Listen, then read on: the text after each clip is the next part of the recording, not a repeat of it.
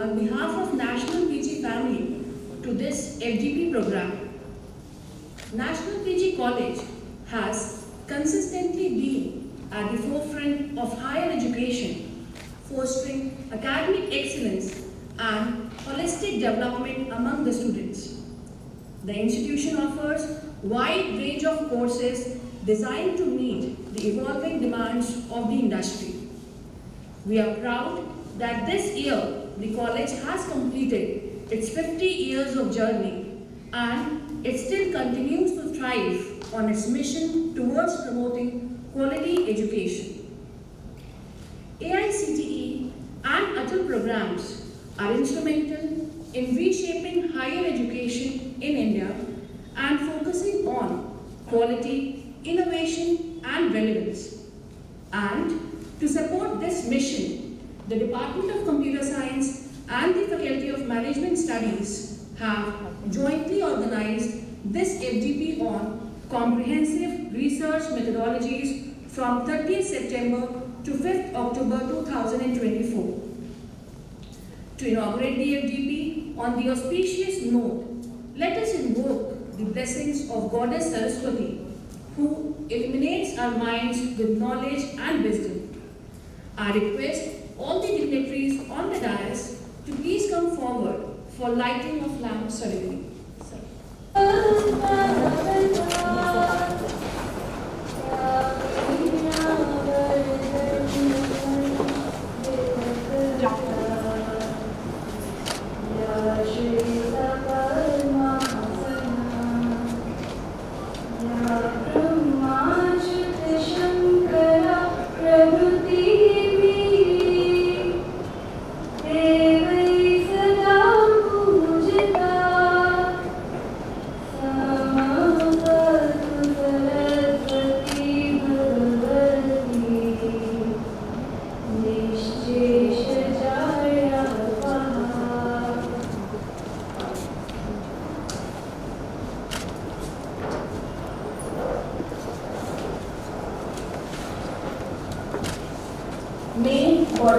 We are starting an FGP program on comprehensive research methodologies, and again I would say it is a very fortunate moment that we have people, research scholars and faculty members from diversified backgrounds, be it commerce, science, economics, English.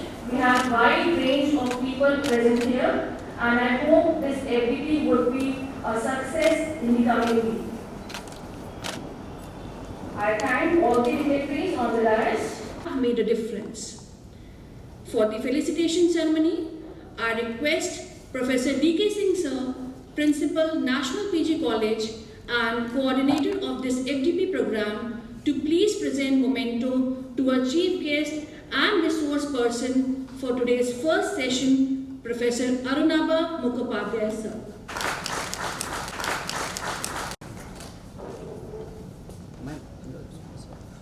Thank you, sir.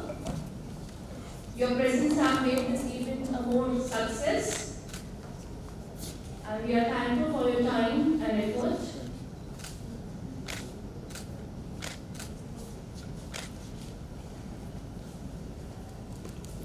Thank you, sir.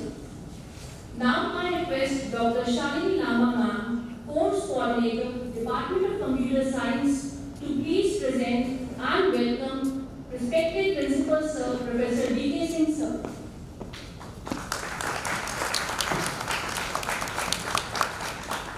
Thank you, ma'am, and thank you, sir. Next, I would request Dr. Diksha Sharma, in charge, Department of Banking, Stocks and Insurance, to please welcome Professor Rakesh Jain Sir, who is the co-coordinator of this FGP program, IUSC Director, NPDC and Department of English, National PG College.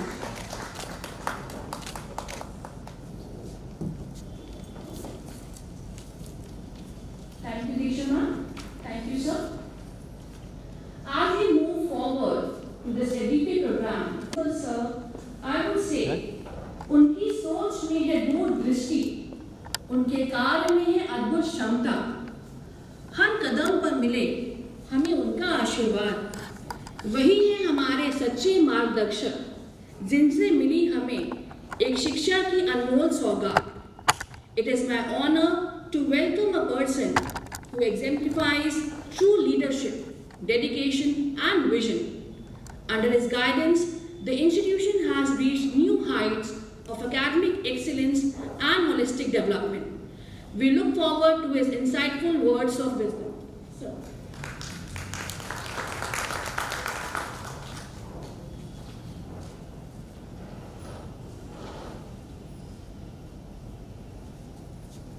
National PG college द्वारा AICT से sponsored अटल faculty development programme का ये 6 day संचालन हो रहा. आज के इस फैकल्टी डेवलपमेंट प्रोग्राम में चीफ गेस्ट के रूप में, की नोट स्पीकर के रूप में प्रोफेसर अरुणाभा मुखोपाध्याय जी उपस्थित हैं. मैं आपका हार्दिक स्वागत करता हूं.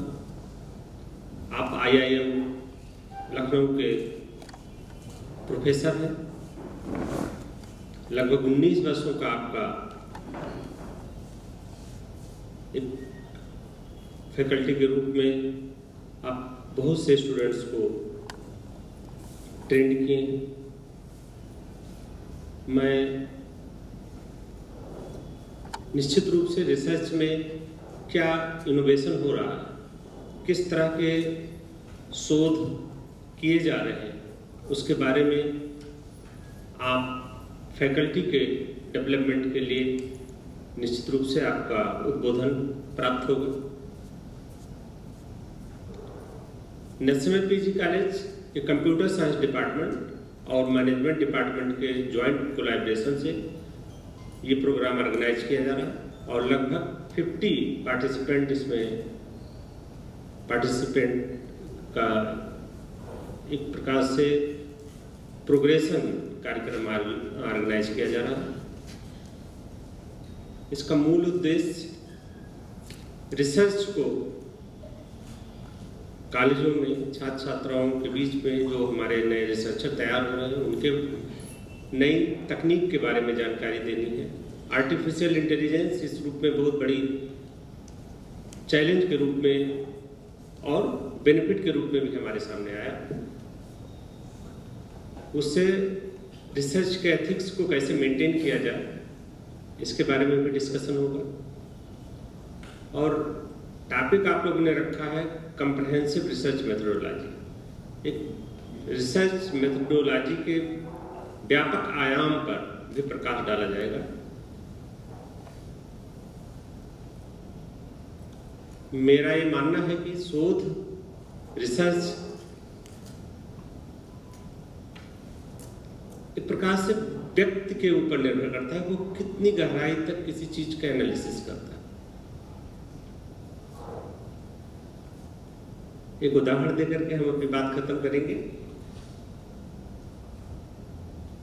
कहा जाता है भारत में आर्यभट्ट जी ने शून्य का खोज की. ब्रह्मगुप्त जी उस शून्य का विश्लेषण करते हैं. बाद में 100 साल बाद उनके एक और विद्वान होते हैं, नालंदा यूनिवर्सिटी के स्कॉलर थे. तो अपने रिसर्च को उन्होंने ब्रह्म स्फुट सिद्धांत में लिखा कि लोग मानते हैं कि शून्य खाली चीज है. कहते हैं खाली नहीं है, शून्य भरा हुआ है. किसी से भरा है?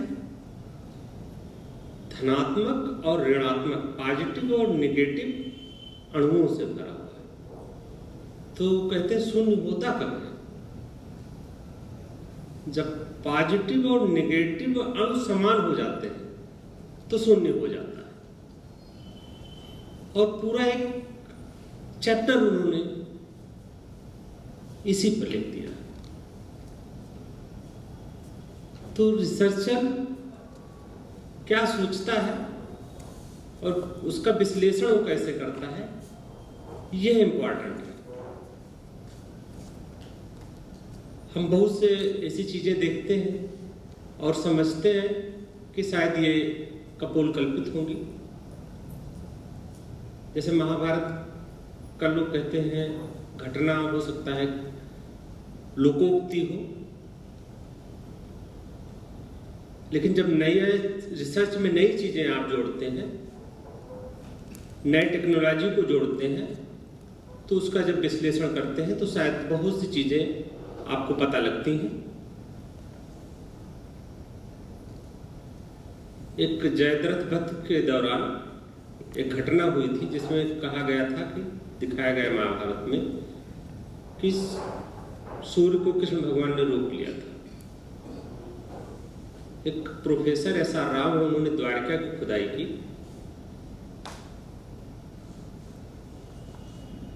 तो द्वारका की खुदाई के दौरान जो चीजें मिली, कुरुक्षेत्र की खुदाई के जो दौरान जो चीजें मिली, उसका उन्होंने साइंटिफिक तरीके से कार्बन डेटा के माध्यम से डेट निर्धारित किया। और कैंटन चीन का एक बंदरगाह है जिसके माध्यम से उन्होंने डेटिंग किया।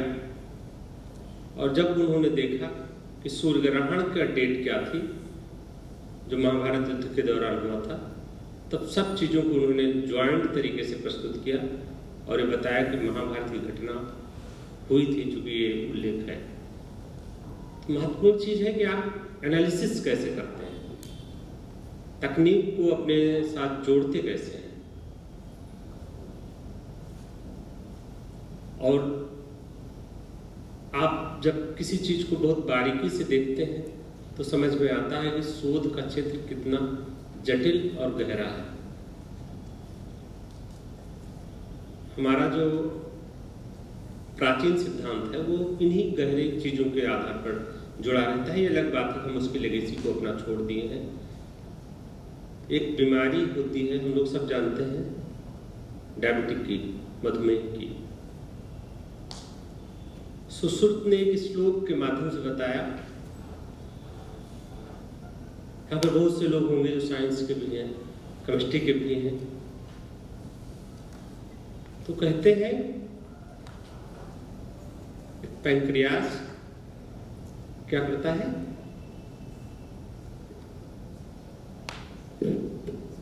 इंसुलिन रिलीज करता है,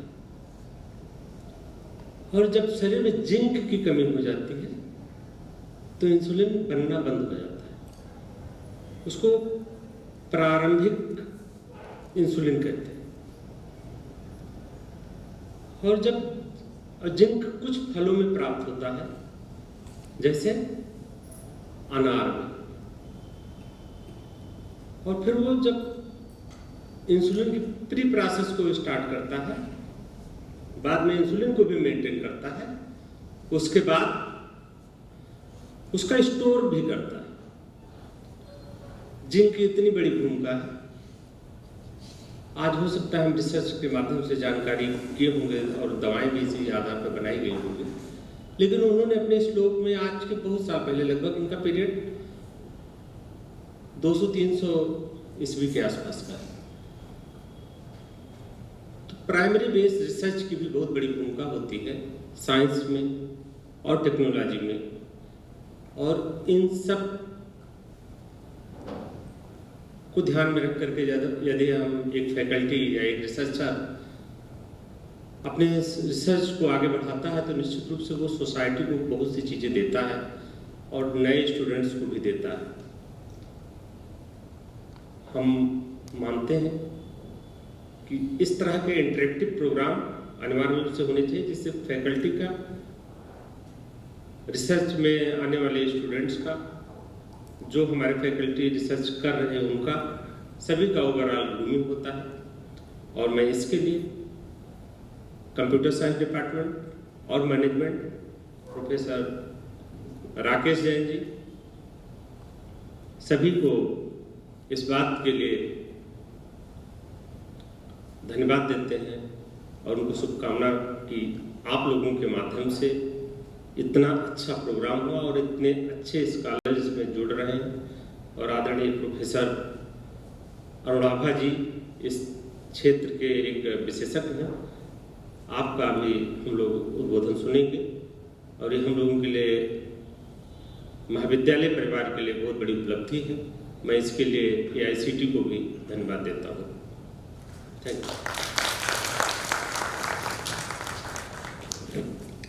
थैंक यू सर। आपने बहुत बखूबी बताया कि आज के समय में रिसर्च का क्या महत्व है। आपके शून्य के उदाहरण से यहाँ सभी को समझ में आ गया होगा कि अगर हमें अपने आप को मूल्यवान बनाना है तो हमें लगातार रिसर्च और शोध पे ध्यान देना होगा। और जैसा कि आपने बताया कि आज AI को किस तरीके से हम रिसर्च में यूज़ कर रहे हैं, हमें भी नए नए टेक्निकों को इस्तेमाल करके, नए नए सॉफ्टवेयर्स को इस्तेमाल करके अपने रिसर्च को और बेहतर बनाने की कोशिश करनी होगी। इस FDP का यही उद्देश्य है कि हम अपने रिसर्च स्किल्स को और ज़्यादा एनहांस करें और बेहतर बनाने की कोशिश करें। Thank you sir. For address by our resource person of today, Professor Arunabha Mukhopadhyay sir, I would say that great leaders don't set out to be leaders. They set out to make a difference. It is a privilege to have with us today a personality who has made significant impact in the field of education and research. Ladies and gentlemen, please give a huge round of applause as we welcome him to this gathering. Join me in welcoming our esteemed chief guest, Professor Arunabha Mukhopadhyay, Professor I.M. Lucknow. Sir. Good morning, TK sir, madam, and Rakesh sir.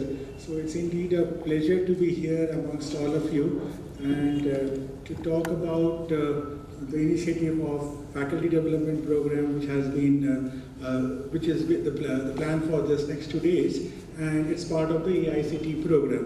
So as we understand that research is one mechanism or one method by which we want to actually create more knowledge and propagate that knowledge to students in academia, and also propagate that knowledge to industry and other stakeholders who can make best use of it. So that's the basic purpose of research.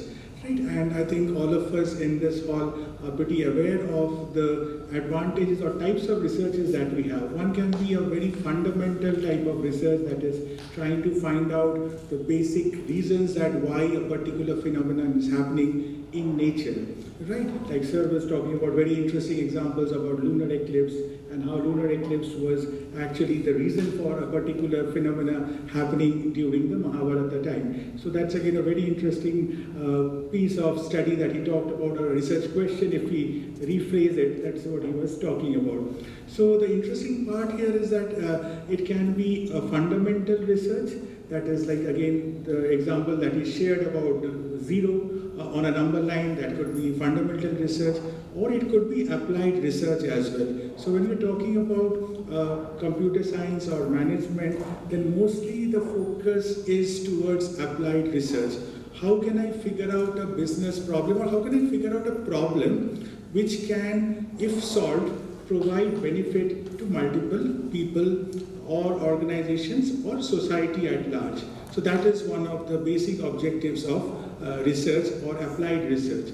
And we have been seeing the growth of many of these applied solutions which have been coming up in the recent last 10 to 12 years, and that has actually helped the growth of many of these areas or domains.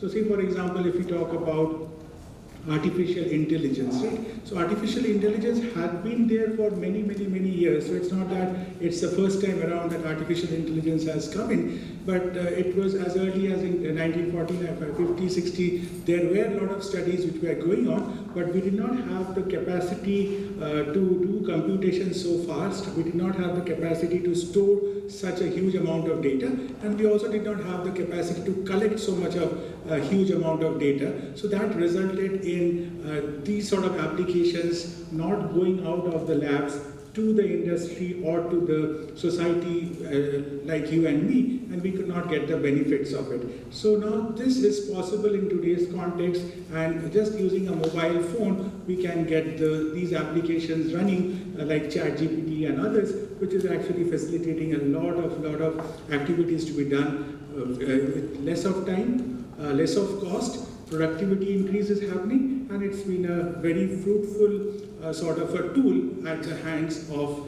each and every individual in the country and in the world. So when you talk about these sort of research which can actually make a serious impact and has a very important relevance to society, to organizations, then it actually is really worthwhile, right? So as we understand, and as faculty members, all of us are trying to be as active as possible, number one, as aware as possible, number one. So research is one of the tools which can enable us to attain that, because if we have to read and learn and understand and comprehend and come up with interesting solutions to problems which are currently persisting in the society, then that would actually be of really important help to everybody. So interdisciplinary research is one of the reasons which it has been flourishing of late. So how can I actually use a tool of a particular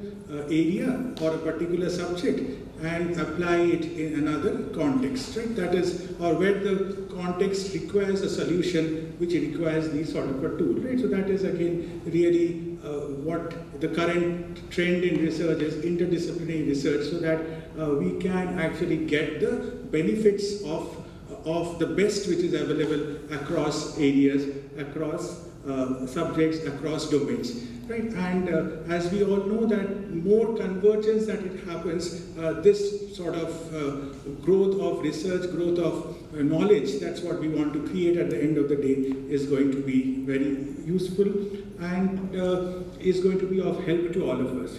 Another interesting thing what Sir mentioned is that we in India have such a huge historic, from historic times, a huge availability of resources like the Vedas, the Upanishads, the Brahmanas. There's so much of information which is there, and this information, if codified or if used, even in today's context, has a lot of relevance. I'm sure some of you are already aware of the fact that CSIR, that is the Government of India initiative, or by the scientific community of India, they have started actually codifying these set of knowledges which are there in our ancient books, and then they're trying to solve those problems or solve current day problems using those knowledge which is there. So that's again a very interesting thing, that if we can lean back towards our own existing knowledge base that we have, and some of them are even very relevant in today's context as well.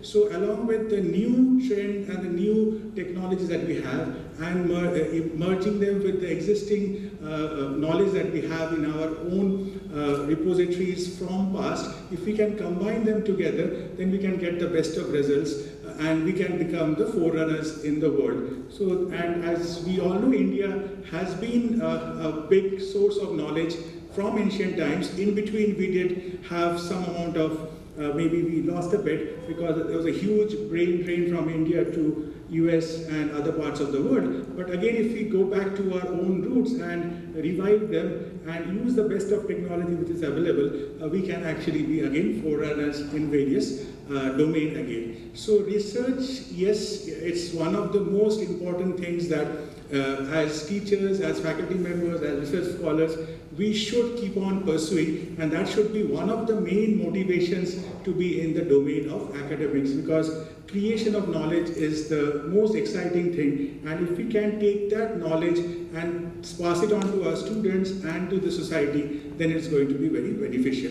So I'm sure we are going to learn a lot in this workshop that has been planned at National PG College, and so by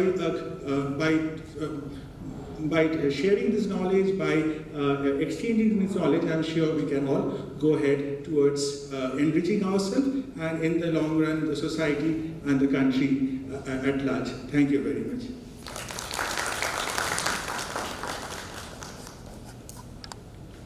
Thank you, sir. So you explained very well that now it's high time to focus on applied research and contribute to solving the problems of the society.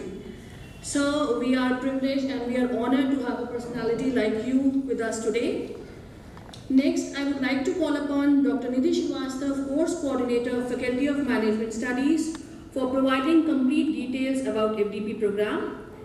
It is indeed an honor and privilege to welcome ma'am, whose wisdom, experience and dedication have shaped countless minds and hearts over the years.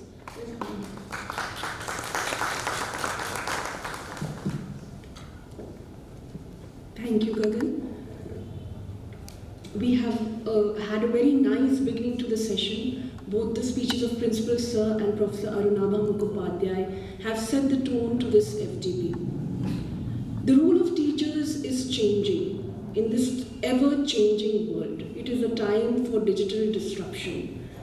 A teacher is not only expected to teach and research, there are other various skills like decision-making, cognitive thinking, motivation, psychological approach, which it has to use on a daily basis to empower and actually carry out the responsibility in today's world. The teacher is a change agent.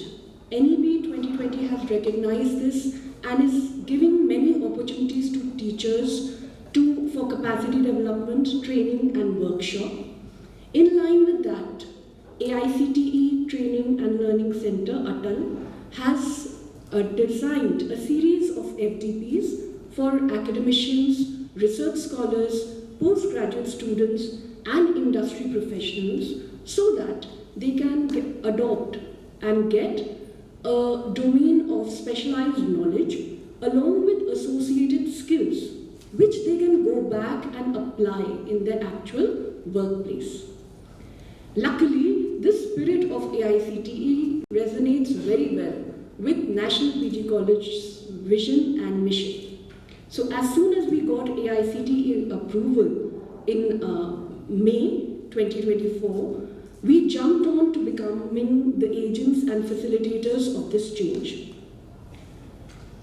Under the able guidance of our patron, Mr. Ujjwal Raman Singh, Manager Sir, our Principal Sir, Professor D.K. Singh, IQAC Director and Head of English Department, Professor Rakesh Jain Sir, this FDP on comprehensive research methodologies was conceptualized and designed.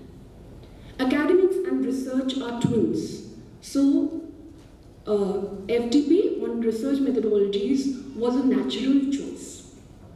In the coming 6 days, we are covering all the topics which are there in the process of research, starting from data types, qualitative and quantitative data, hypothesis testing, research designing, questionnaire building, parametric and non-parametric tests, to cover up the basic syllabus and the basic methodology of research.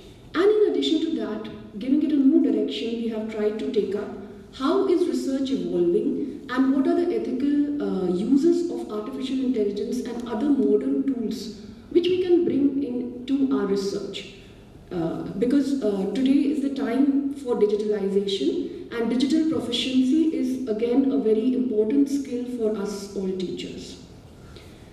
You have also already met today's keynote speaker, Professor Arunabha Mukhopadhyay, and we will be joining again soon to get more wisdom from him. In line, we have Professor Divakar Singh Yadav from IET Lucknow, stalwarts from University of Lucknow like Professor Masood Siddiqui, Professor Rajiv Pandey, Professor Shashi Bhushan, Dr. Shailesh Kaushal from Lucknow University MBA. We have Mr. Ravi Prakash Verma from ABS Ghaziabad and an Art of Living specialist, Ms. Ritu Tandon, who will be joining us from time to time and educating us and guiding us in this process. AICTE Atal is all about experiential learning and hands-on training. This will fructify in the form of various article discussions, article summary, reflective journal, industrial visits, lab sessions which we will have on a daily basis. Dear participants, we welcome you warmly. As facilitators, we offer you our full cooperation and support. So let the process of learning begin. Thank you.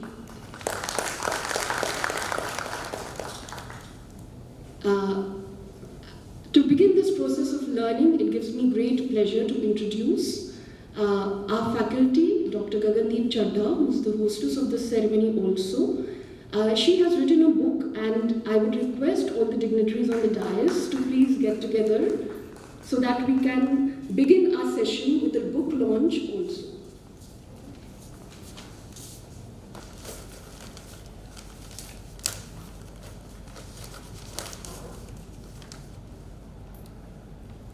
Satsang.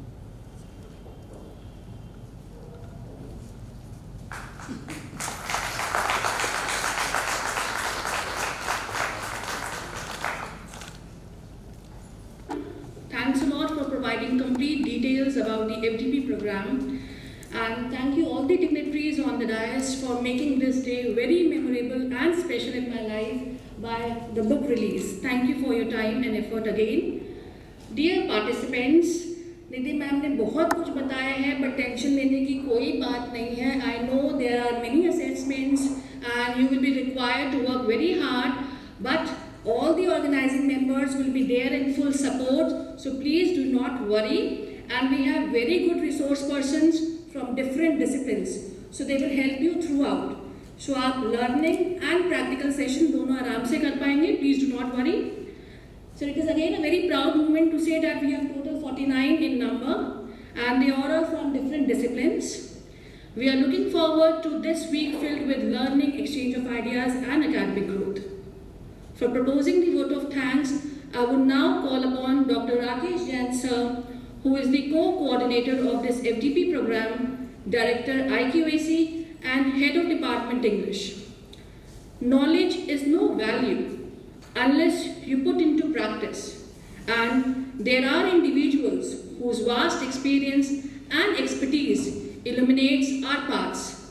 Sir is one such person who has mastered in every possible way and who shows us the different paths to conquer the different challenges in life. I welcome you, sir.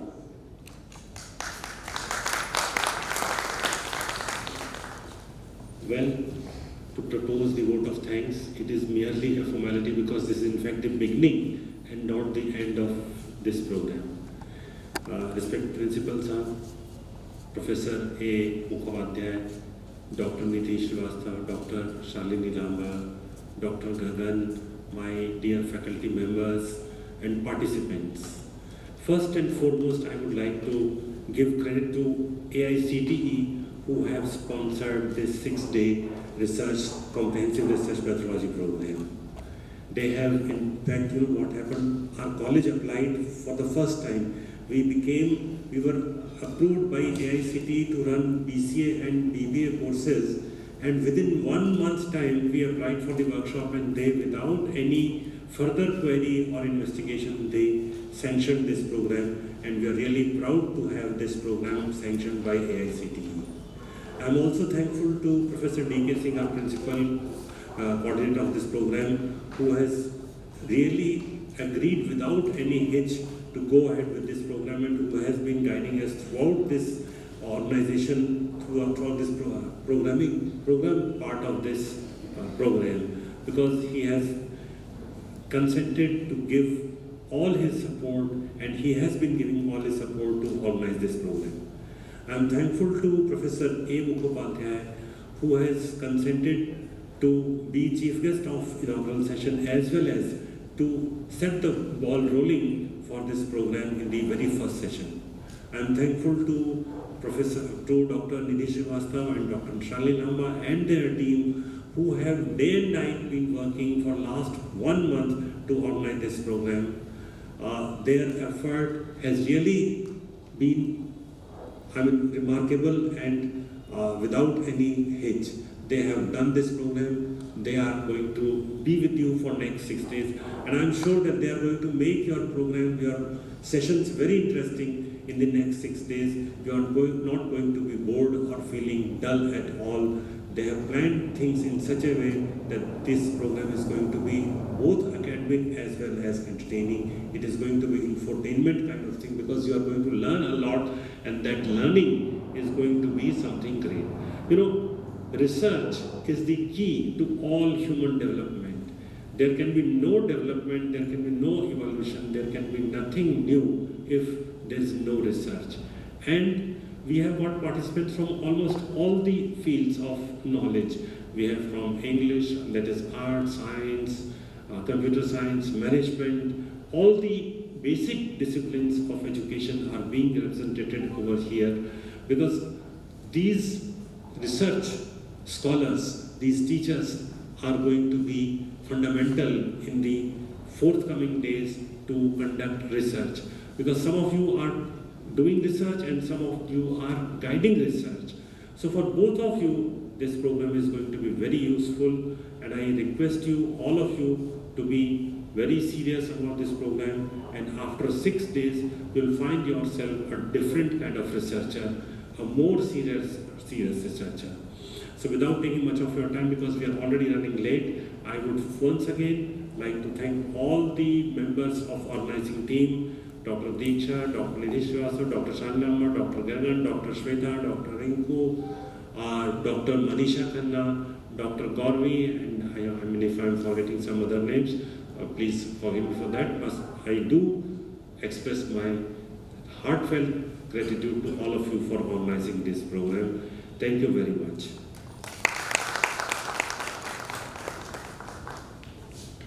Thank you, sir. Although manager sir is not present here because of his busy schedule, but I would again like to thank our manager sir, manager National PG College, Ujjwal Raman sir. Again I will request and thank our principal sir, Professor D.K. Singh sir, Rakesh Jain sir, the course coordinators of the Department of Computer Science and Faculty of Management Studies, and the organizing committee members of both the departments. They have worked really very hard for giving shape to this FDP program. And Principal Sir and Jain Sir ka special thanks, because they were the ones who got this course approval by the AICTE, and इन्होंने हम लोग को everyday basis पे बहुत ज़्यादा guidance provide किया on how to go about for this FDP. So thank you again, each one of you. Now I would request you all to please stand up for the national anthem as we move towards the end of the inaugural.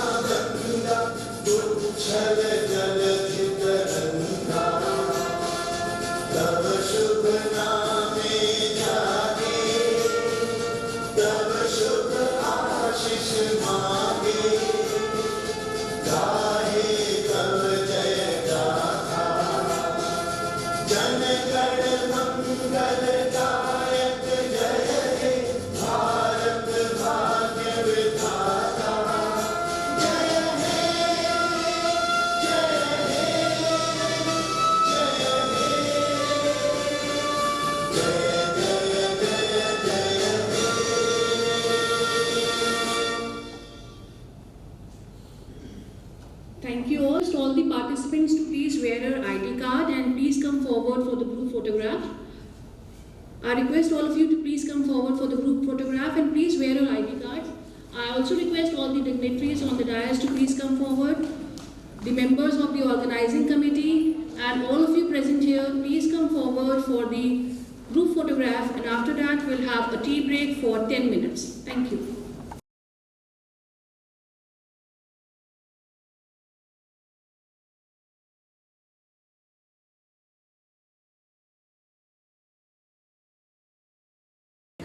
Article topic has been sent to you. I hope you all have studied well and come, because you will be giving an article summary also.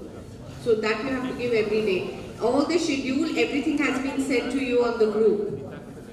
If you have any doubt, you can always ask. Thank you. Once again, I request the participants to please be seated.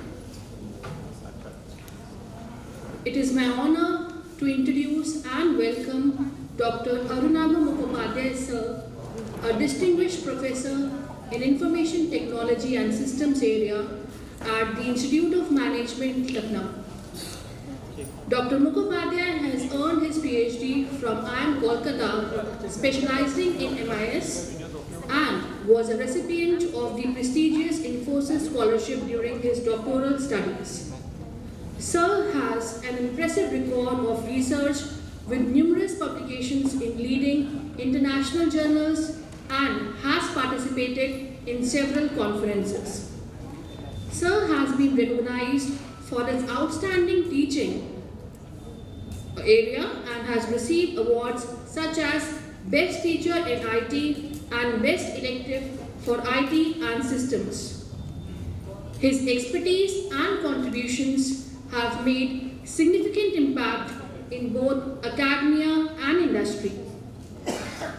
Sir is a member of IAS, DSI, ITS, WG, and is also a life member of Computer Society of India, All India Management Association, and Operations Research Society of India.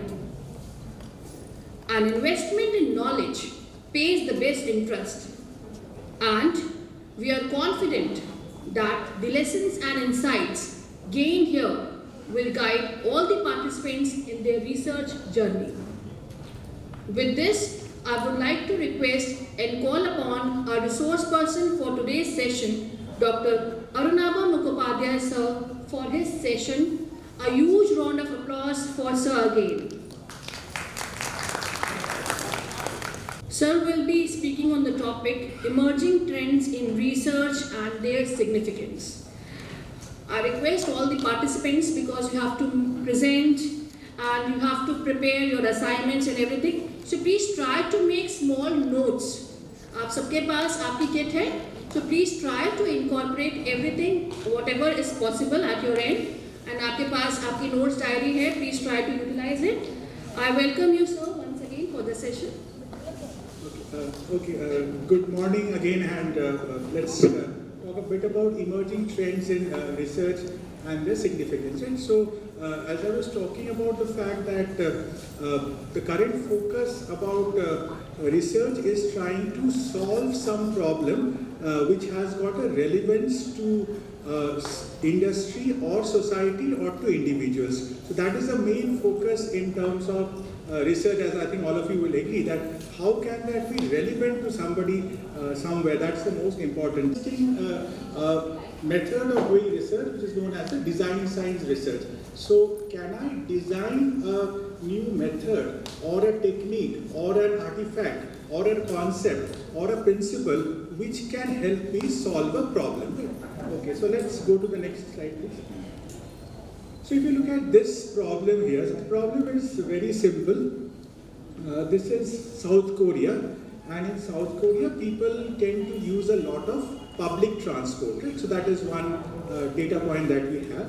The next data point that we have is that they try to consume things when they get to know that it is a good material or a good item that they can purchase. So they have a very high value for money sort of a perspective, right? So now in that context, if a new brand has to come in and has to launch its product, how can they do it? So there are various methods of doing it. One is to do advertisement. So that is put it up on billboards, advertise on newspapers, talk about it on television through various advertisement mechanisms. Right? So that is one way of doing it. The other way of doing it here is that what this organization did is that they figured out that if I could actually create some sort of a kiosk or some sort of a kiosk where I could actually promote or showcase before the citizens whom I want to make who I want to convert them as customers,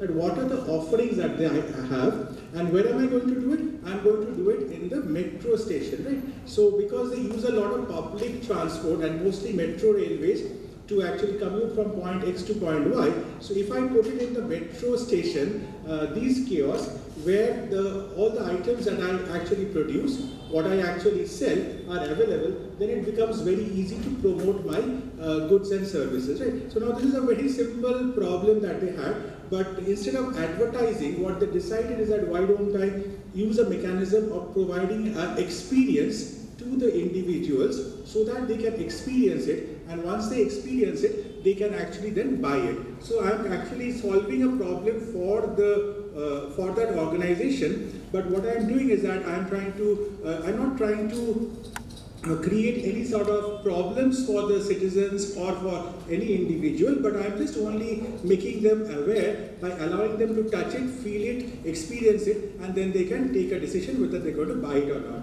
So this is one way of solving a problem. So the problem gets solved for the citizen as well, because they don't have to run to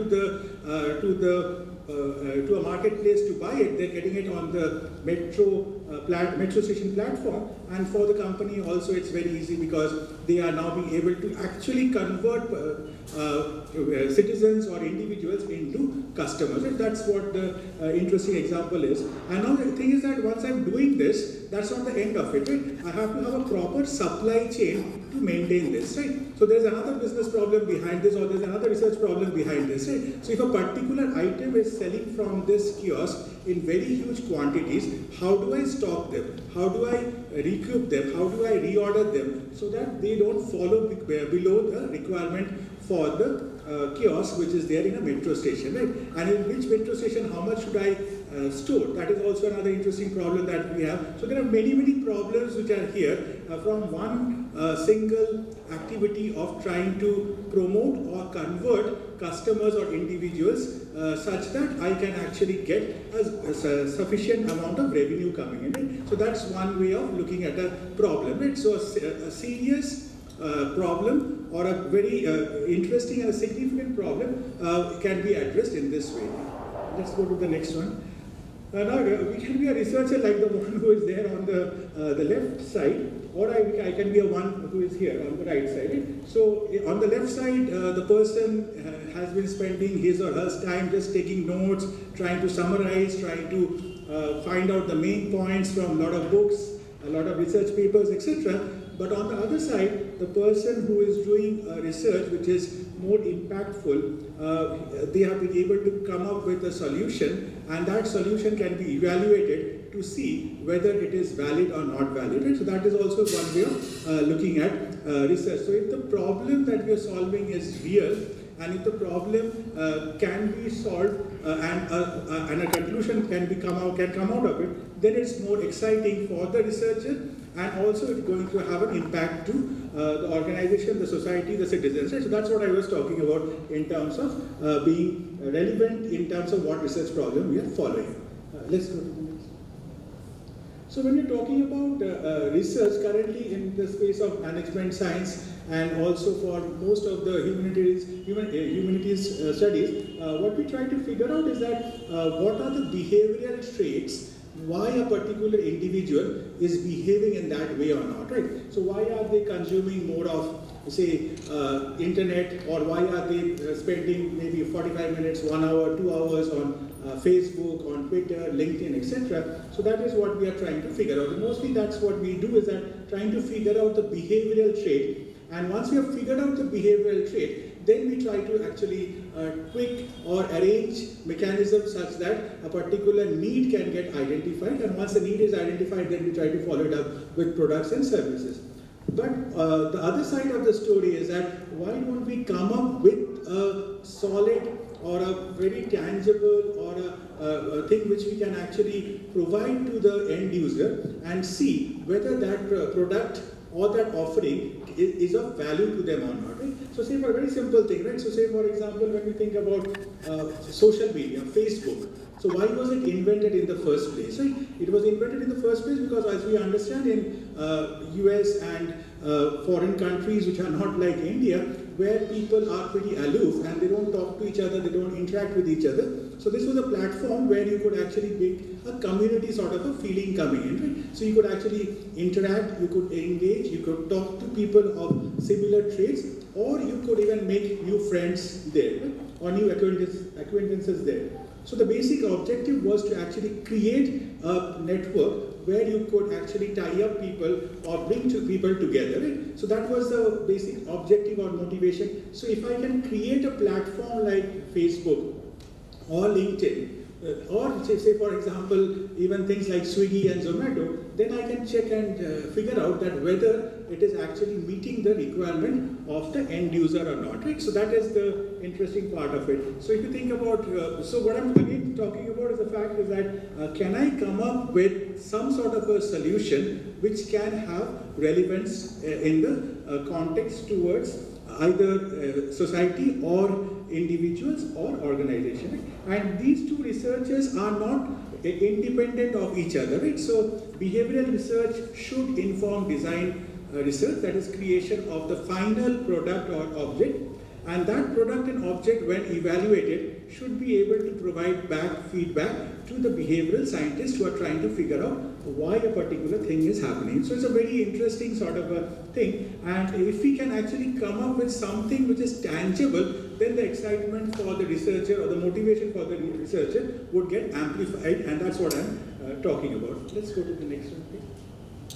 So now, when we talked about design, so we can also have a good design and we can have a bad design also, right? So what happens here in case we design something like this, right? So that means there is a veranda which has been designed on top of a railway track. Good, it's a design, right? So nobody can say it's not a design, but the issue here is that this design would only work if the trains are not running, right? If the trains are running, then you can't have a veranda there, right? So that's where the interesting part comes in, is that how do I decide that what should I design to solve a problem? So for that, I have to have a very good understanding about the real ground realities of that problem or that instance that I'm trying to model, right? So if I model it all wrong, then this is not going to work out, right? So this is an example where a design thinking or a design-based research could end up in a problem if the person or the team which is doing it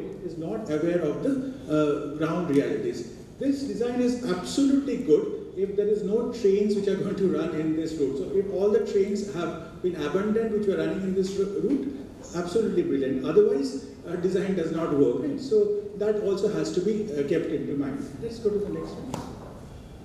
So when we're talking about natural science versus designing or coming up with artifacts which can solve a problem, so that's the interesting part of it. So can I design a model which can actually help me solve a problem, or should I only restrict myself to coming up with reasons that why a natural phenomenon is happening? So that is one of the interesting things which is again which I have to think about. So if you look at this, so what is currently happening is that most of the research that we have been, all of us are doing, is that trying to actually find out whether or why a particular phenomenon is happening, right? So say for example you talk about iron, right? So that in that picture we have got iron. So if somebody is trying to understand why or what are the traits of iron, right? So what is the luster, what is the hardness, what is the chemical properties, what are the physical properties, and all those things that we are trying to figure out about it, right? But if I was looking at it from a design science point of view, I would think about what could I create out of it. If I create a knife, then that's a utility that I can produce or create a utility for the citizens and also for an organization, right? So I can create a knife for maybe putting butter on bread, or I can create a knife for chopping wood as well. So that is the utility part of it, right? So can my research have an impact or relevance? That becomes pretty exciting. So I'm not saying that these two are totally disjoint, but actually what we should be doing is that the research should actually lead to something which is of relevance. So in this case, creating a knife would be of more excitement or motivation as an end product. So that would be of more relevance at the end of the day if the outcome of that research is something of this sort. So let's go to the next one. So say for example like this. So I find a mountain. Yes, if I am from the geography domain, I'll try, or geology domain, I'll try to figure out that what created this mountain, right? Was it a fold? Was it a fault? How old is this mountain? How young is this mountain? What are the tectonic forces which are there? Can this mountain lead to a lot of earthquakes? Are earthquakes happening frequently or not? So those things I will be researching on it. Whereas if I am taking a design science point of view, I can think about, can I create a a palace there? Can I create a building there? Can I create a hotel there? How do I get some income or revenues out of it? Right? So that's the interesting part of this sort of research. Right? So when I'm doing this sort of research, my main focus is trying to understand that what is the need that I can actually solve. So if there's an urgent need, does my research solve it? If there's an undeserved or underserved market, can my research solve that underserved market or not? Right? So that's what I'm trying to do here mostly. So here what I'm trying to do is that I'm focusing more on the problem and trying to check whether the problem can have a relevant impact once that problem is solved. Let's go to the next one.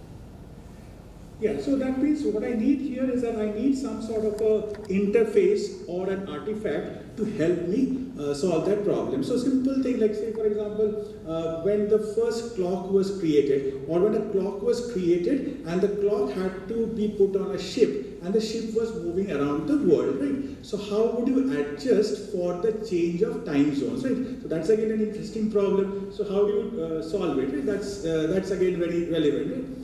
Similarly, for example, if I want to pick up somebody's heart rate, I want to pick up somebody's number of steps that they have done, then as we all know and as we are all using these sort of sensors or this watches or this bands that we wear is able to do it. Right? So that's again a very interesting problem that we're trying to solve in the context of trying to take care of the wellness of an individual. Right? So if I want to talk about how do I ensure that a person is going to be well, what type of parameters do I need to capture? How do I capture that? Right? That is again an interesting thing that we can work on. So that this I'm just talking about from an applied point of view, that these sort of researchers actually have a lot of exciting motivation for the person who is trying to do it.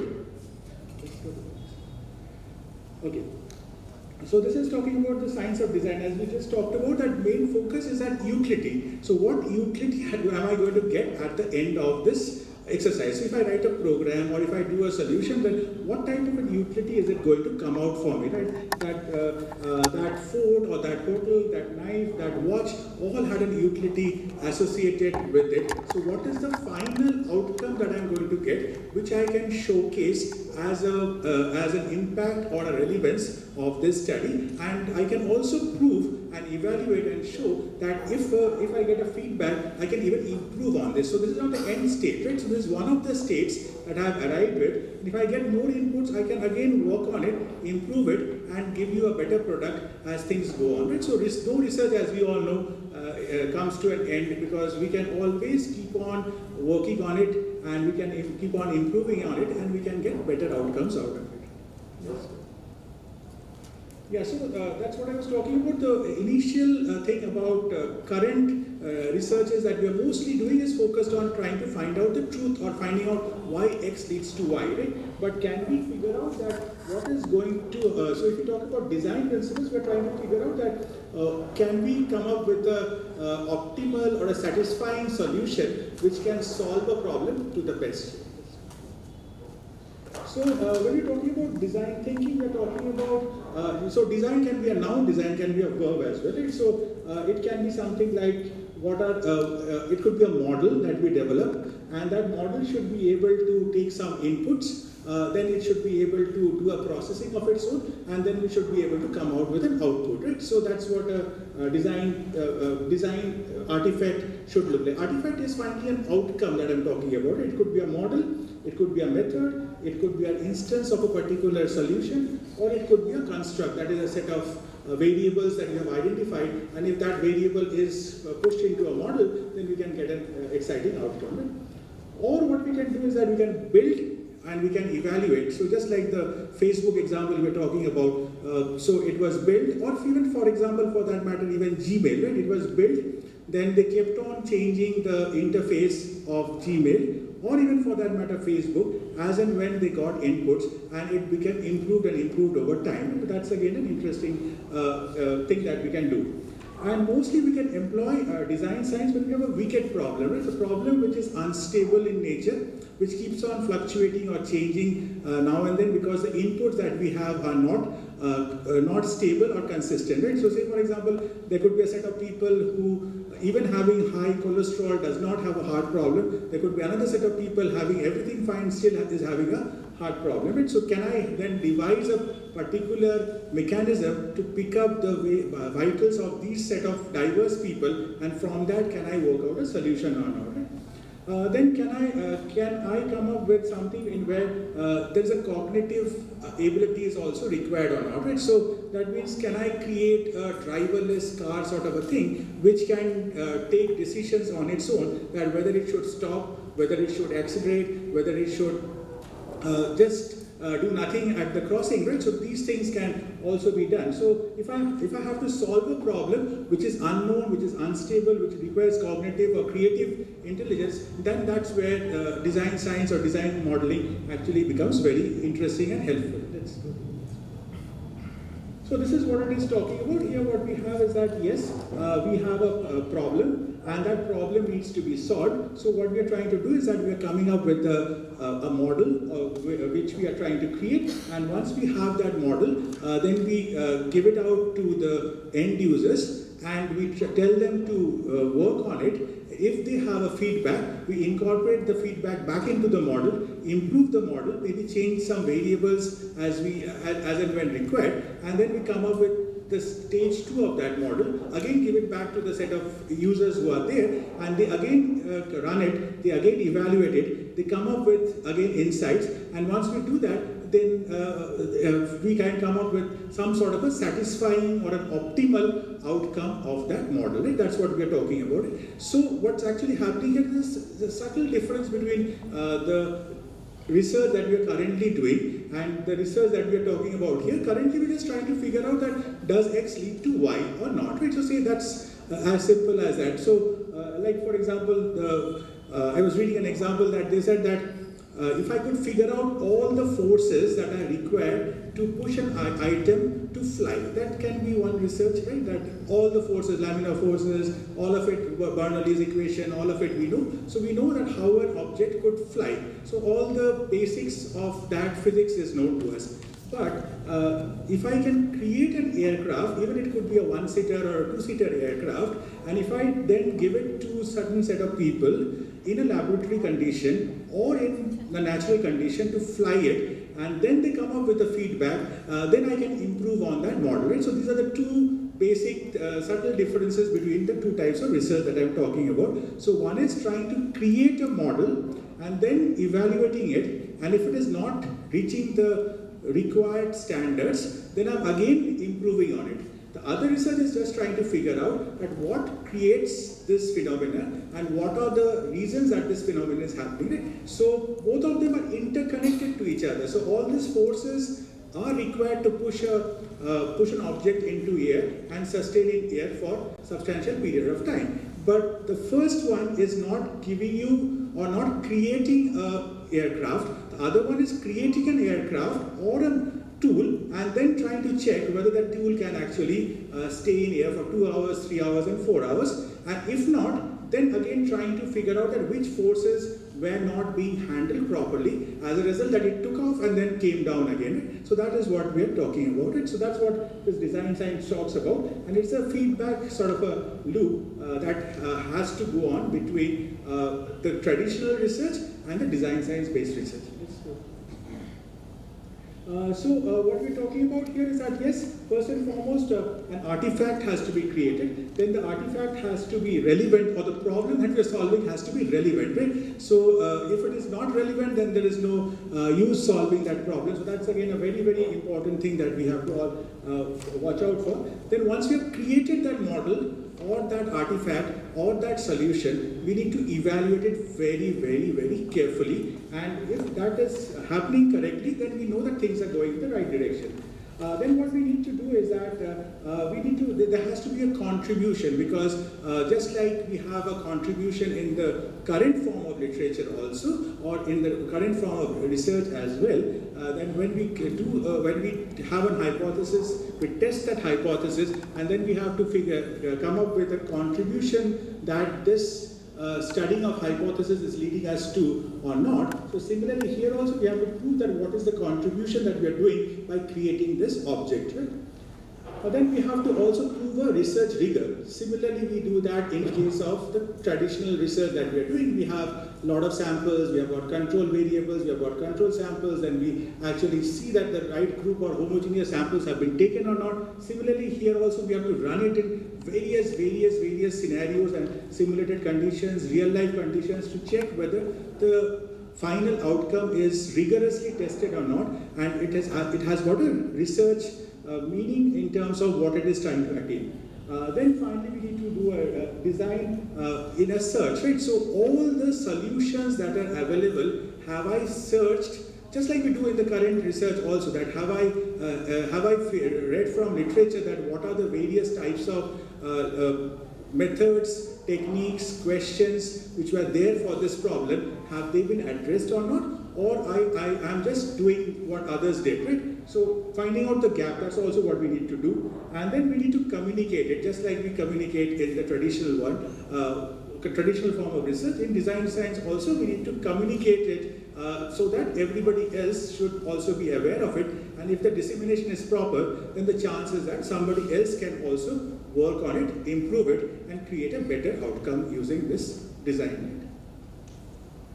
So that's what it is. So design science can be used not only for science, it can be used for humanities, it can be used for management as well. Right? So it's an interesting sort of a thing that it can work in all the three domains. Right? So if I'm talking about design per se, from engineering or from management point of view, then we are looking at a final outcome actually. Right?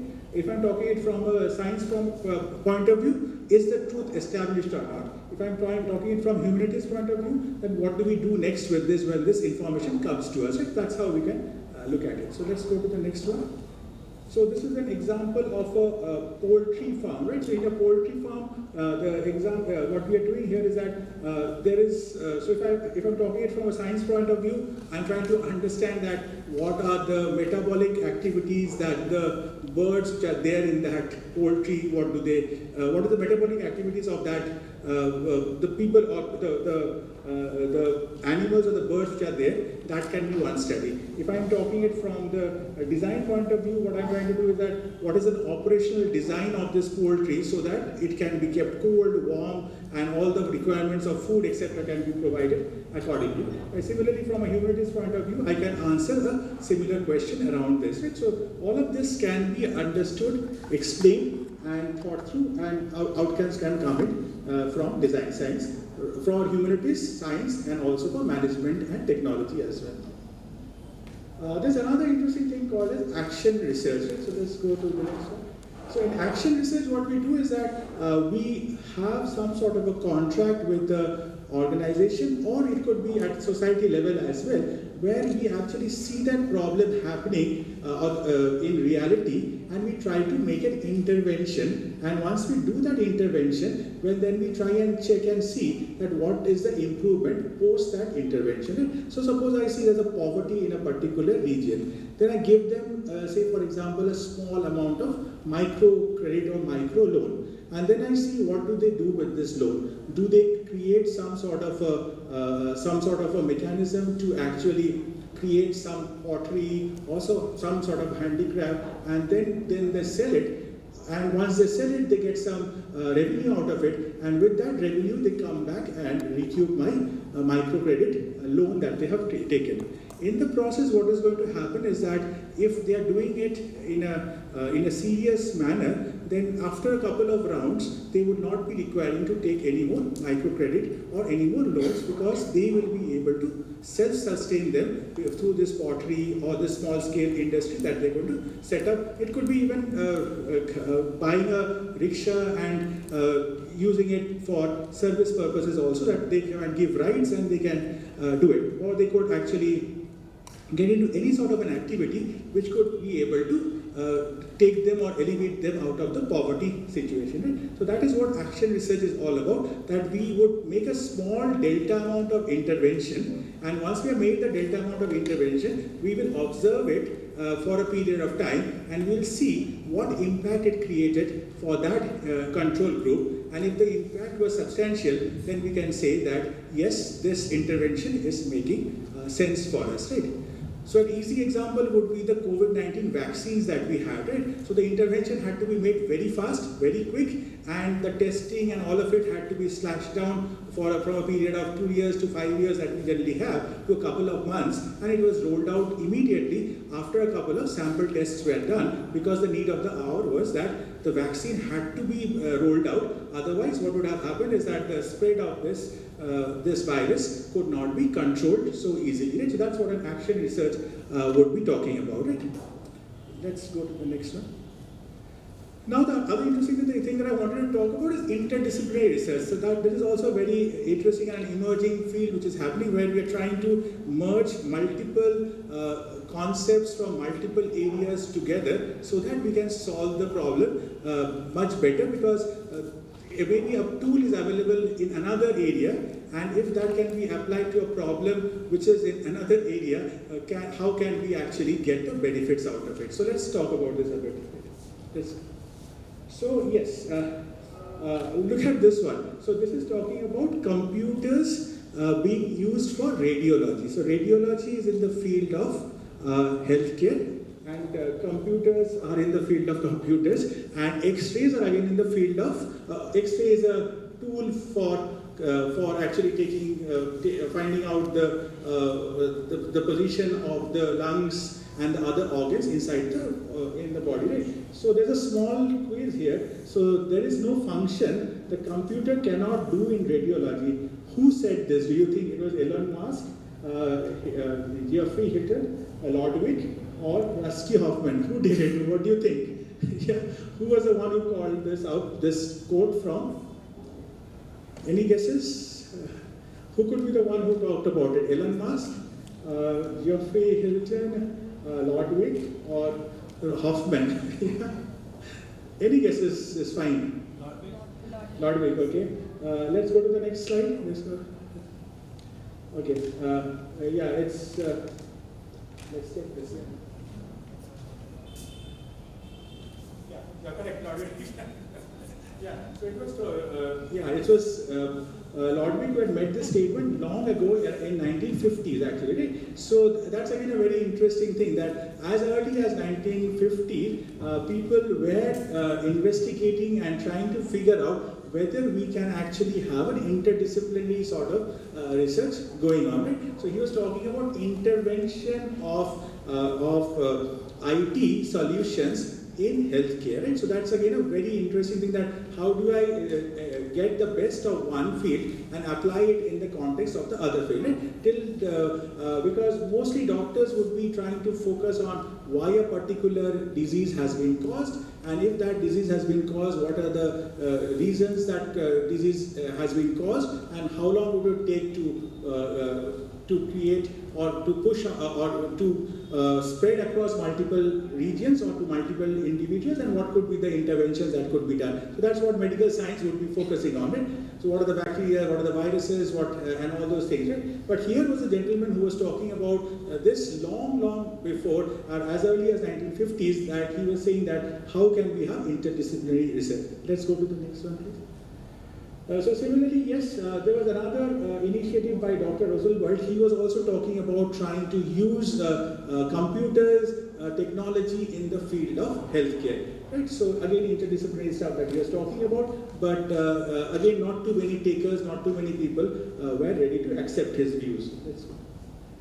So he was talking about an artificial neural network again in the late or early 1960s actually. So he was talking about artificial neural networks. So just like a human being behaves, so can I get a computer to actually behave like a human brain? And he was talking about a perceptron sort of a network, and using this he was talking about how a computer could assist a doctor in diagnosing what type of disease a patient has. So that was been talked about in 1960s, as early as that. Let's go to the next one. But why was it not possible? It was not possible because of the fact that at that point in time, a hard disk of 5 GB would be such a huge thing to actually create, then transport and use it, right? But currently we are carrying 1 TB hard disk, 1 TB pen drives in our pockets, right? But a 5 GB hard disk was such huge at that point in time, right? So compute was not easily available. storage was not easily available, and as a result, it was not possible to actually make this a reality. Though people were talking about interdisciplinary research way back, much ahead of time actually. Right? Let's go to the next one. So what happened is that currently we have got lots and lots of interesting technologies. Since we have got the cloud already present with us, that is the Amazon cloud and the Google cloud. So this actually facilitates lots and lots of data to be picked up and lots of algorithms to be run. And once we run that, we actually have got certain libraries now created which has images which can be understood by the computer and can be predicted as what that image is. Let's go to the next one. So since we are talking about artificial intelligence from the start of this inaugural session as well, so just touching of it, and I'm sure most of you are aware of it. So artificial intelligence is about trying to have the computer solve a problem just like a way a human being does. So that's the outer circle. Inside it we have got machine learning. So can I create some rules by which a machine can start solving the problem just like a human being does? And then inside it we have got a deep learning sort of a thing, that is our chat GPTs and others, where the machine gets more amount of data. It's trained in such a way that looking at images, looking at text, it's able to predict or come up with some sort of a outcome which looks to be as close as possible to what the reality is. Right? So chatbots, chat GPT and others would be in the realm of deep learning. Right? Let's go to the next. So if you look at this diagram which we're talking about here, is that previously what we are doing is that we are taking data and we were providing the processing model, and then we got the output. Right? So currently what we are doing is that we actually are taking the input data and also providing the output data as input, and then we want the computer to actually give us a model, right? So I think we can clearly see the paradigm shift which has happened. Previously the model was provided with us, by us, so you wanted to do multiplication, would tell it that A divided by B, A into B is what I want you to do. But currently what I'll do is that I'll give him a data set and I'll give him the output, and I'll tell the computer, please come up with a model which can actually fit the input and the output, and I can actually get an approximation of what is going to happen in the next stage or in the next scenario, right? So that's what we are doing. So you guys, I think all of us can understand there's a total paradigm shift which has happened.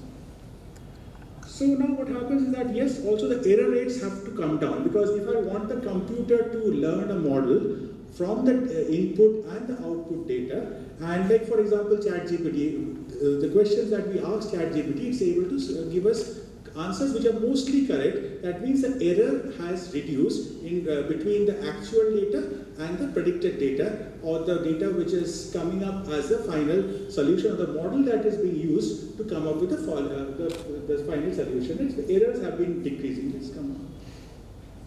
So if you look at this example here, so there is two things here. One is a muffin, that's the one that we eat, and then we have got a Chihuahua.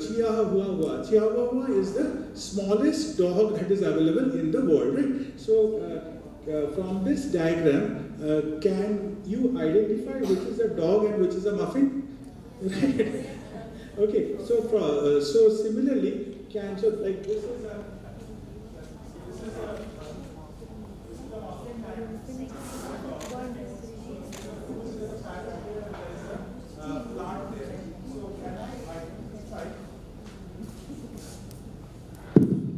can I identify from this that which is what actually, right? So we can as individuals say that this is a dog and this is a muffin, right?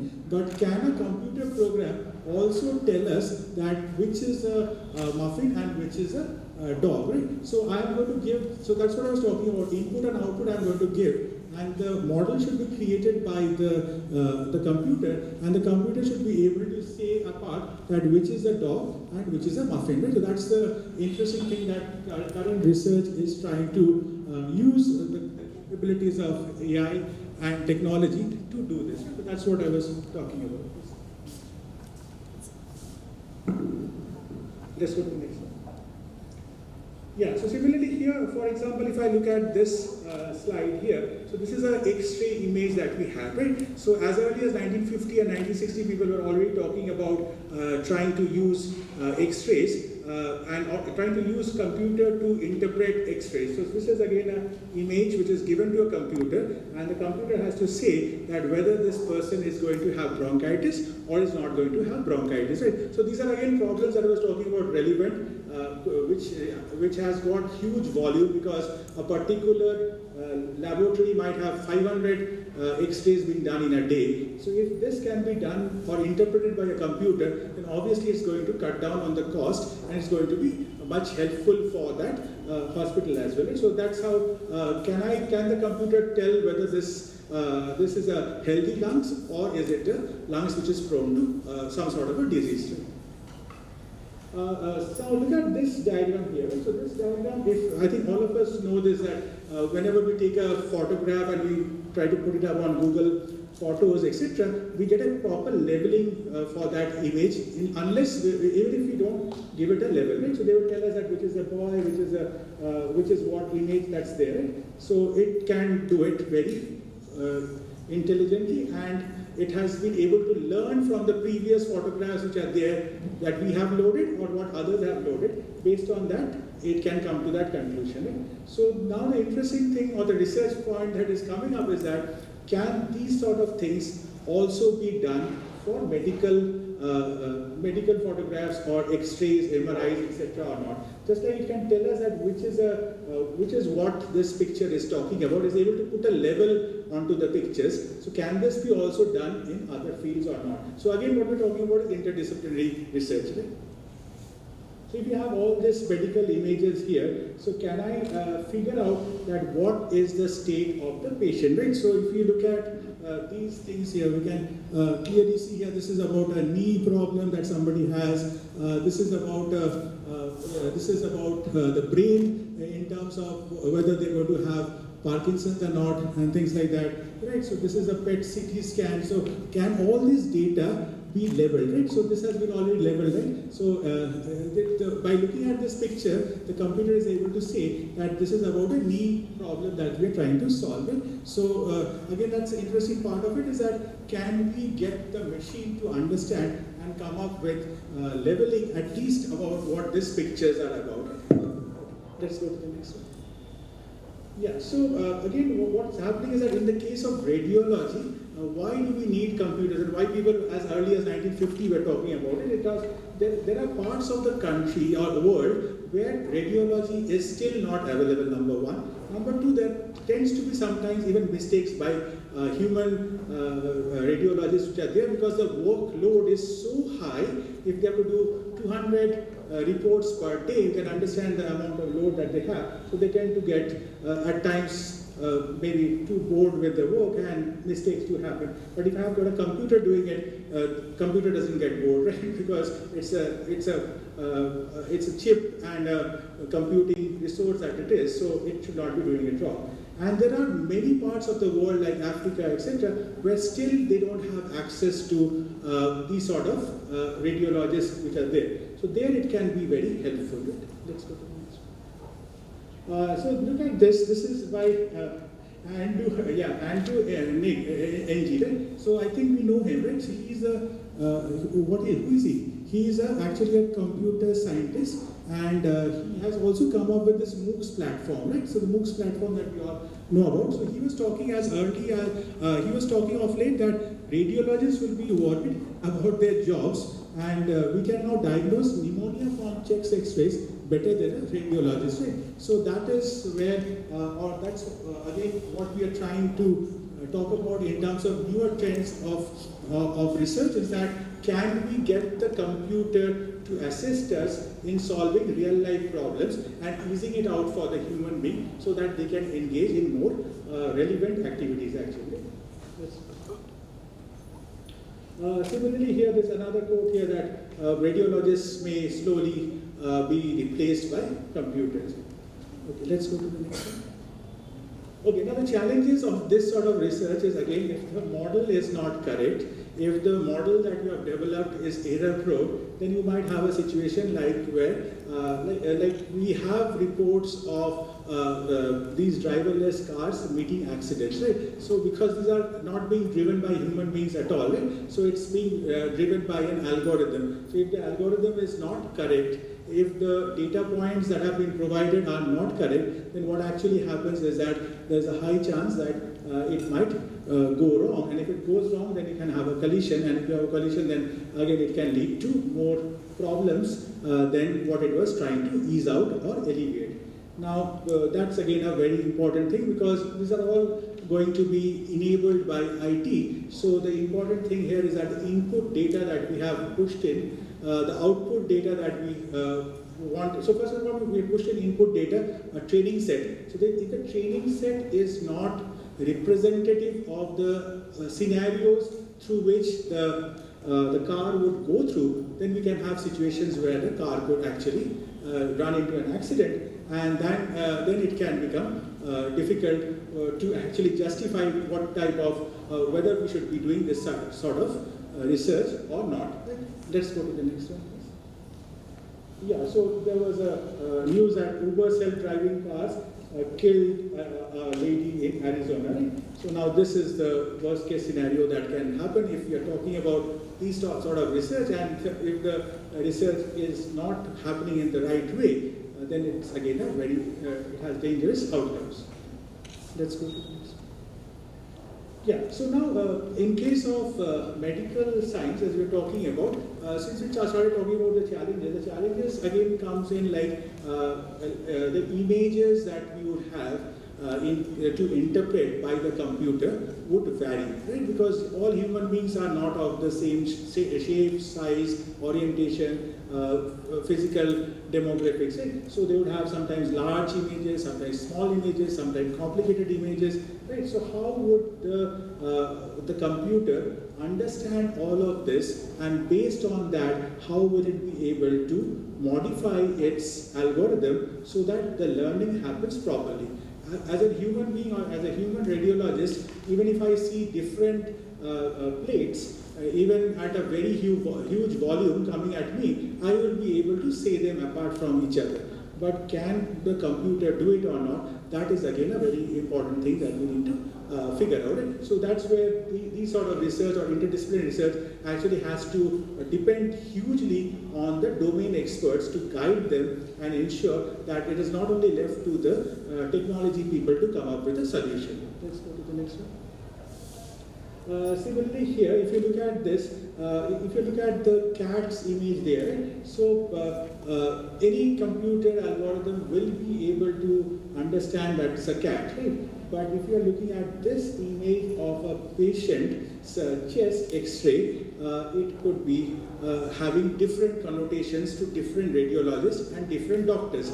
So how does a computer actually figure out that whether this is a healthy patient or this is not a healthy patient? Right? So that is where it becomes very, very important to actually learn from the data set, or the data set should be huge enough so that these sort of problems should not happen, or the computer or the algorithm is well informed to differentiate it, just like it's able to differentiate for a cat. Right?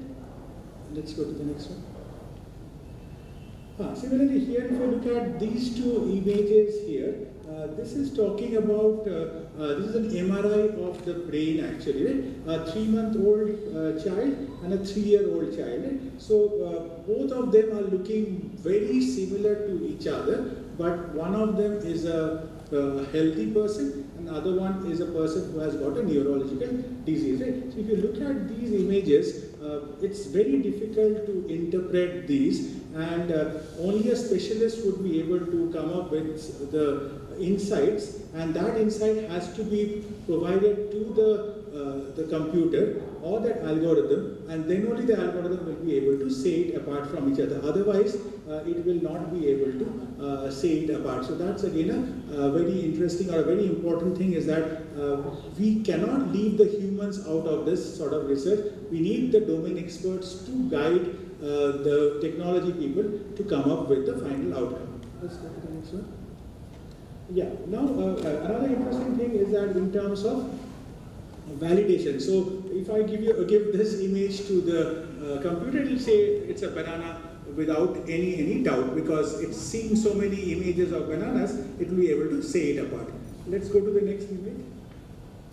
But if I put a foil, aluminum foil in front of it, so what I'm doing is I'm adding noise to it, right? So in real life, we will not get clear images or clear pictures or clear data points. Just like even in the traditional research also, we don't get data which is all very clearly laid out, or we also have situations where we have got missing data points, we have got ambiguous answers from the respondent. Similarly here, this is also a data point, but this data point is actually muddled up or messed up with noise. So what will happen is that it will not be able to say what it is, and will say that it's a toaster, because it will not be able to understand that a noise has been introduced, and it's still a banana, but it will interpret it as a toaster. So that's where the problem actually comes in. So the noise has to be taken out, or has to be excluded from the data point, just like we do in the traditional research also, that we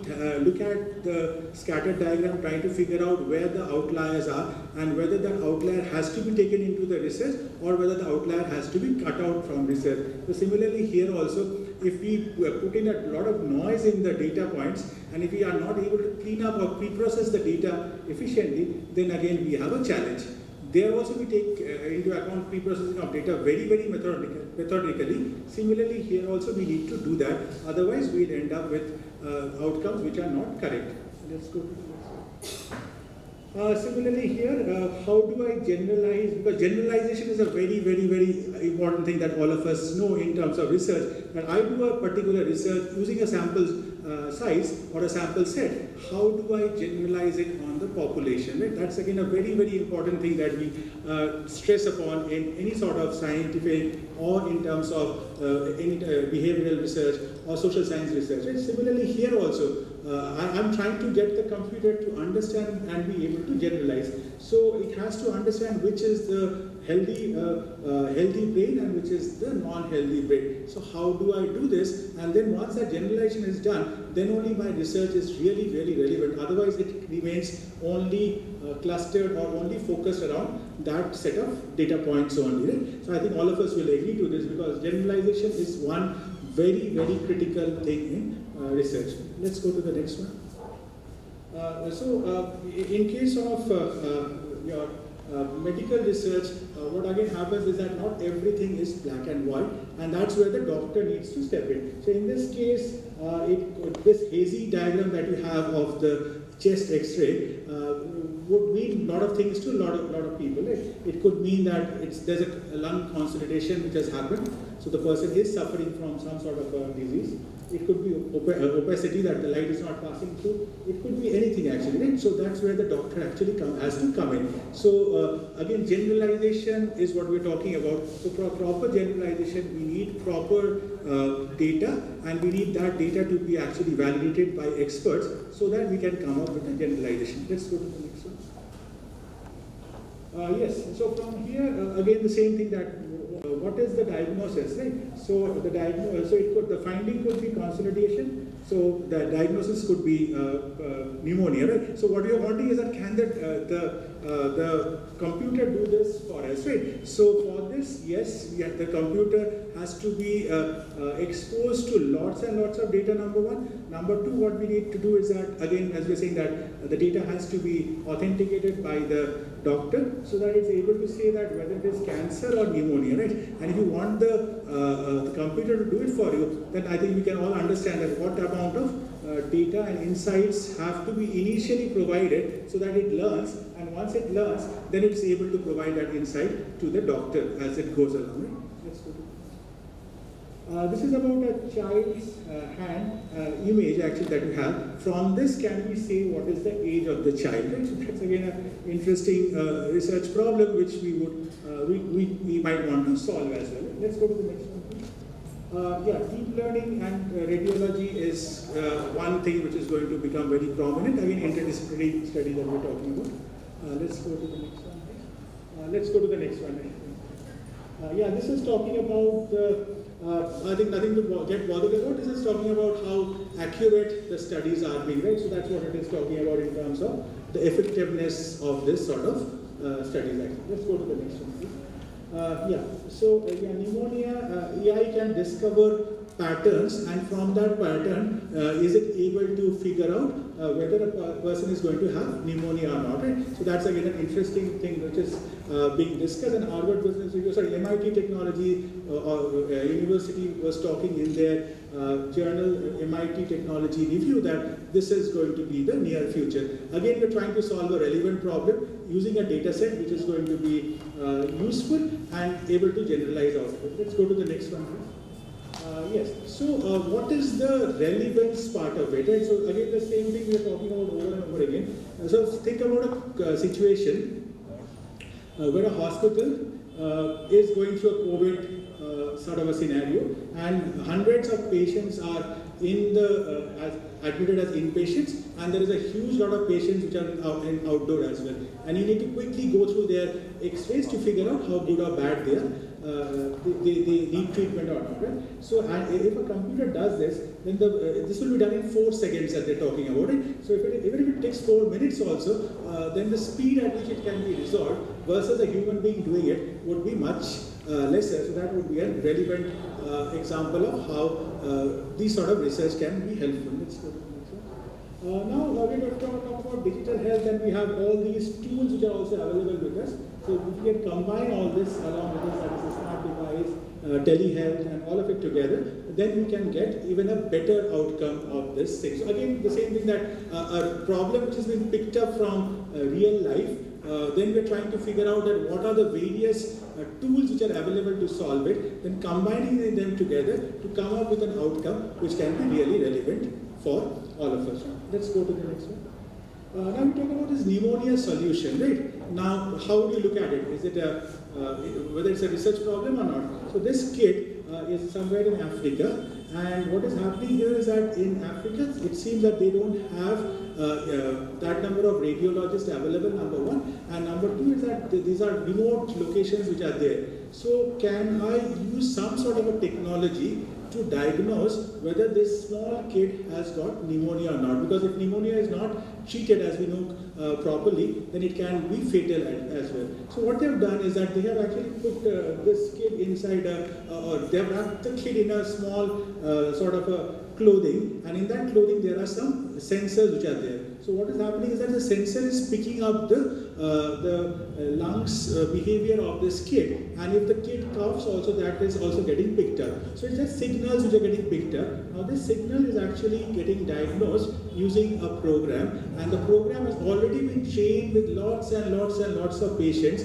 who had pneumonia. So what happens is that whatever type of noise that the kid's chest is making, along with the coughing sensation or the coughing that he does, is combined together, and based on that it being said whether the kid has pneumonia or not. Right? So again, a very practical example where IT has been used, and along with healthcare. So this is the solution trying to tell us that how good or bad it is. Let's go to the next one. Okay, you can find out diffusion in case of that whether there is a lesion or there's a opening ho gaya, that was thought in the chest. So that's again possible using computer. Let's go to the next one. Whether if there's a nodule in the chest and things like that, all can be found out by computer. Let's go to similarly with edema. Let's go to the next one. So pediatrics, that's also another very important thing, right? So can we use this sort of images to also assess pediatricians or not? Let's go to the next one. This is also about congenital diseases in pediatrics for kids. And here we are also using artificial neural networks to understand, learn it, and trying to then predict whether this is right or wrong. Let's go to the next one, please.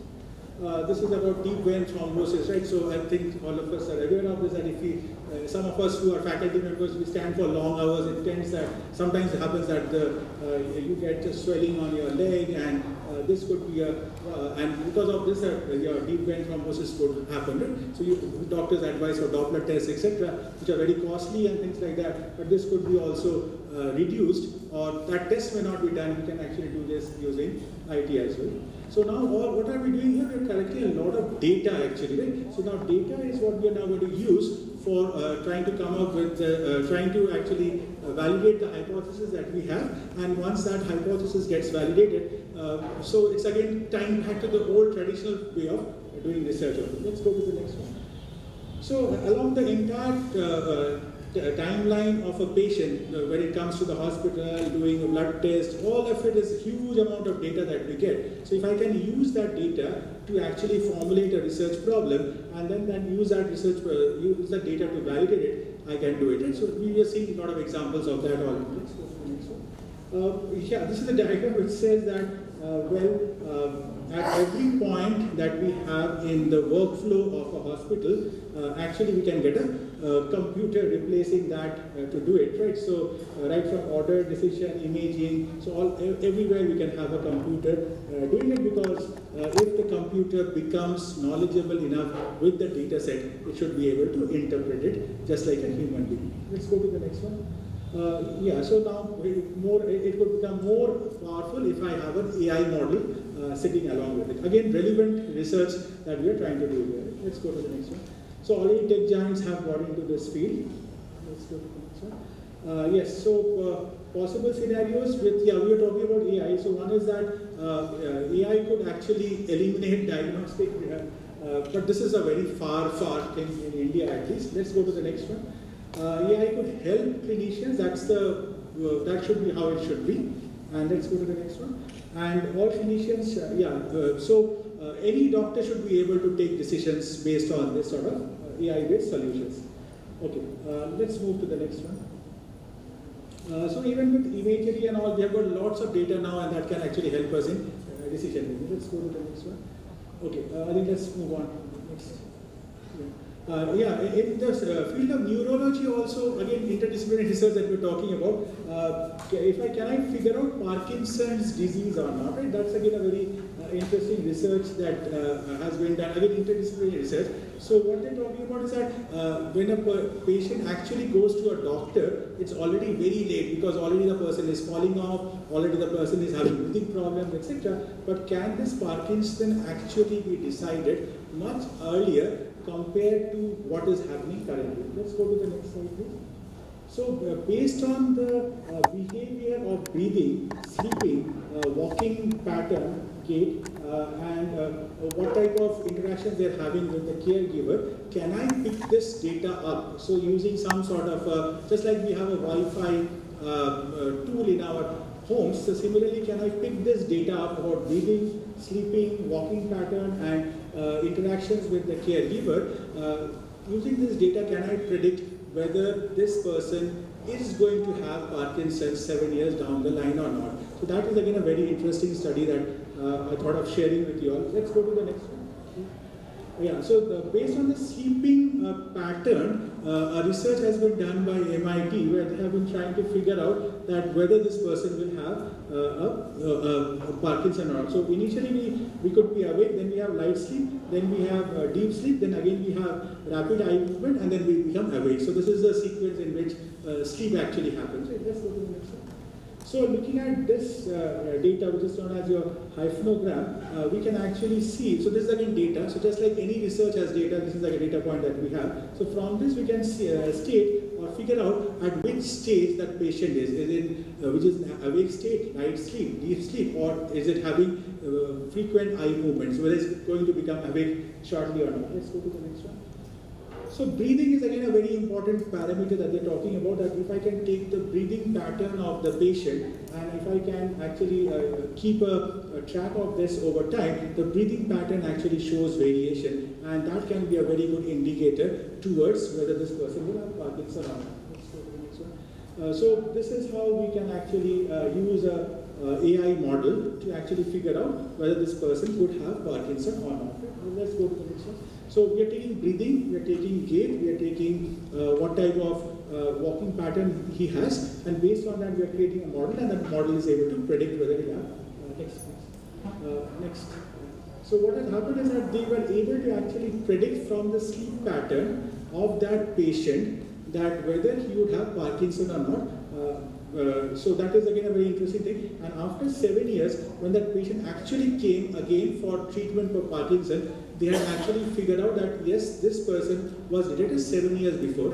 So if this happens, then what happens is that Parkinson actually requires, happens because this dopamine actually dries out in the brain. I think most of us are aware of it. Now, if that can be intervened much earlier, then this sort of a situation would not happen. So that's where it would be a very helpful thing for the patient, and the patient will not have Parkinson, number one. Number two is that for the hospital, you would have your beds now available for other patients, because the Parkinson patient has been treated or intervened 7 years before, so he will never ever have Parkinson. So the bed can be used for more, better, effective activity rather than treating the Parkinson patient. Let's go to the next one. Yeah. Similarly, whether a patient is taking antidepressant or not, that can be also found out through research. So again, what we're talking about is interdisciplinary research primarily. Let's go to the next one. So based on sleeping pattern, you can figure out that what type of antidepressant they're taking, etc. Right? So I'm just trying to focus on the fact that the current emerging trends of research have gone in a very exciting direction, where healthcare and IT, which are two different poles, or biology and computer science, the two different poles, are getting merged together, and very exciting outcomes are coming out of it. Let's go to the next one. Let's go to the next one. Next. Okay, this is about EEG. That is, from the EEG pattern of the patient, can I say whether this patient is going to have Parkinson's or not? Let's go to the next one. We were talking about synthetic data, right? So now this is again a very interesting thing, that synthetic data, fake images, and all those things have become a day in and day out affair, right? But if I use it for good purposes, what I can do is that, can I actually get a synthetic data of the brain vibrations or the brain waves of a patient created, so that can help me to gauge whether or how this patient is going to behave hereafter. Right? So that is again a very positive direction of use of synthetic data, because synthetic data, if it is not used properly, it can have bad outcomes like fake images, etc. But in a positive way, it can be very helpful. Let's go to the next one. Let's go to the next one. Next. Let's stop here. One more interesting thing is that about generative AI. That's again another emerging field of study which is coming up, where we can actually get the computer throwing back outcomes to us, because it's able to learn from previous data and is able to answer questions. Right? So chatbots and others are example of it. Let's go to the next one. This is again a very interesting example where again applied research. This boy has got a motor neuron problem and is not able to walk and communicate. Let's go to the next one. So using the data points, using EEG, etc., they have been able to model what he wants. So I think all of us remember about a scenario where there was a scientist who could not talk, and he used devices by which he could actually get the impulses from his brain actually focused towards activities that he wanted to do. The same thing is actually happening here. Let's go to the next one. Next. Yeah. This is a person who has actually lost his arm in an accident. So using prosthetics and using AI, this person can actually play the drum. So let's go to the next one. Next image, please. So what they have done here is, again, they have mapped his brain. From the brain, the signals are coming. So whatever he wants to do while playing the drum, the same signal is getting monitored, and it's being. So there is a device which is there, and the device is now assisting him to play the drum. Let's go to the next one. So ethics is again a very important thing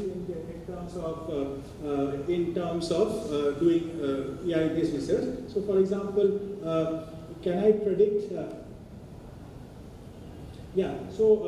When am I going to die and all those things? Is that a good thing to actually get it predicted using AI? That's again an important thing. Let's go to the next one. And biases, so now that becomes again a very important thing. If the data that we have taken is very biased and we have left out a particular group, etc., then it becomes again becomes a very biased outcome of that research, right? So that's again also that has to be taken into account. Ethical issues, bias again plays a very important thing. Next. Yeah, I think that's more than enough. I think, yeah, so any questions, comments, views, anything of that sort? Please explain the synthetic data.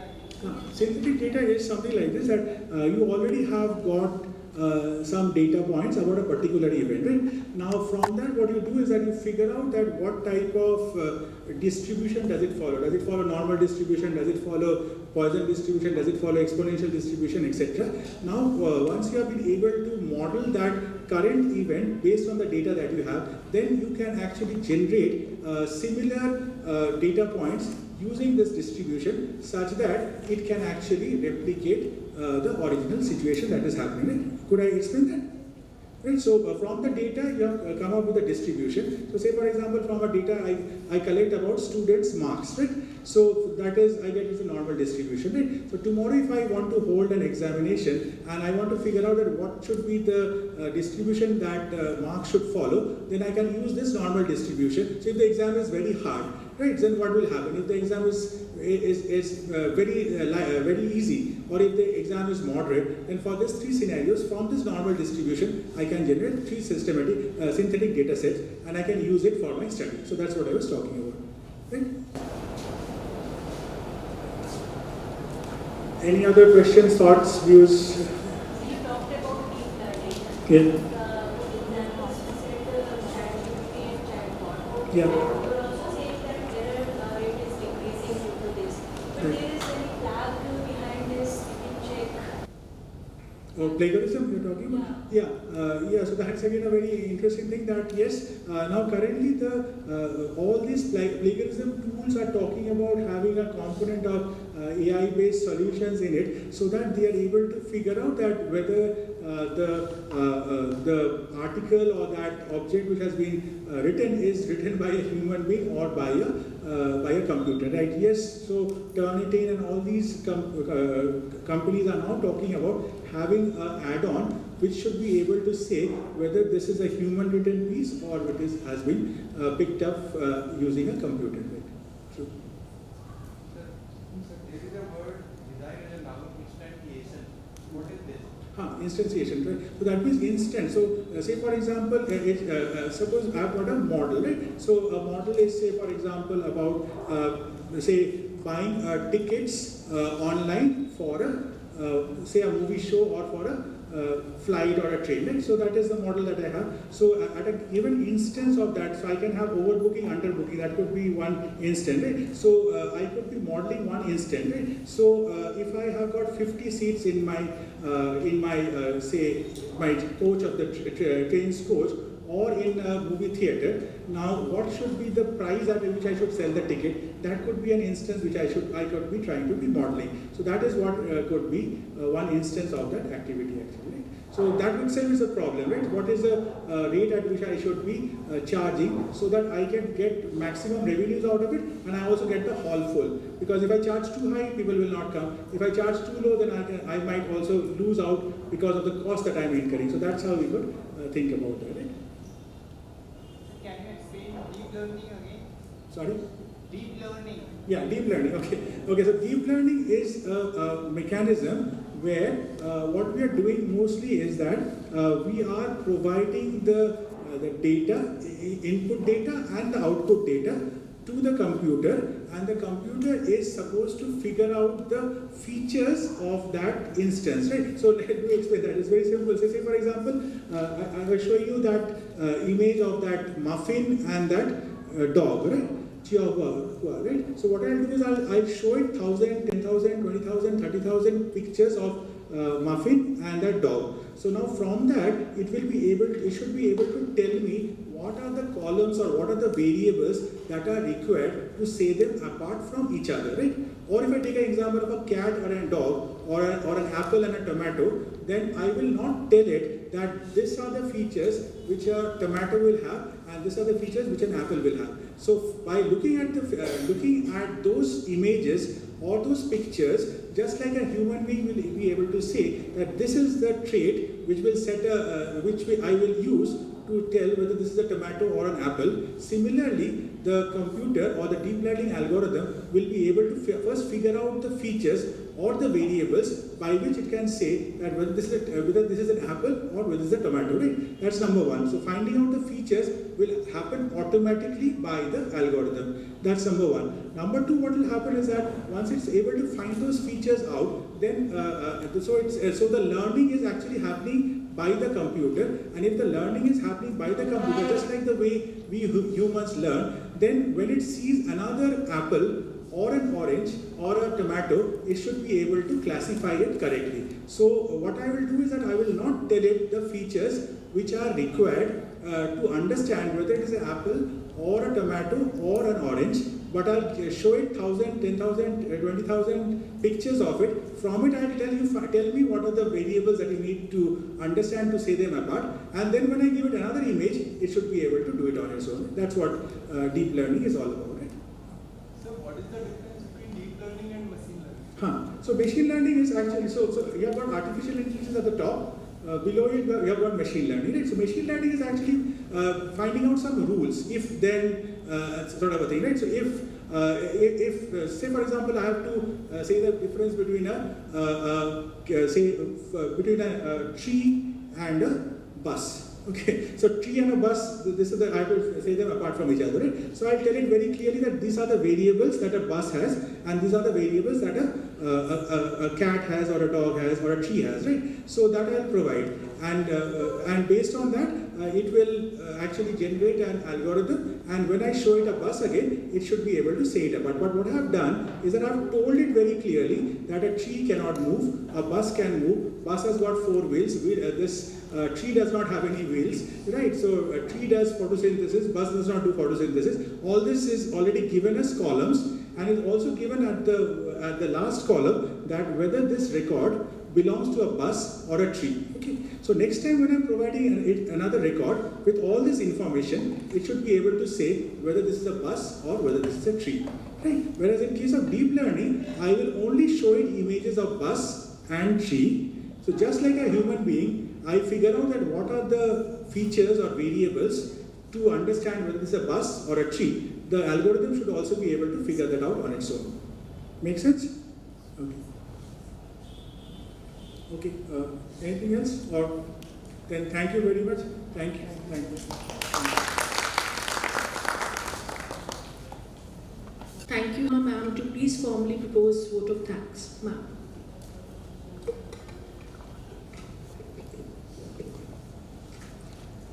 A very good afternoon to all the respected faculty members, participants, and our eminent speaker of the day, Professor Arunabha Mukhopadhyay sir, for gracing us with his presence as a chief guest and keynote speaker for the day.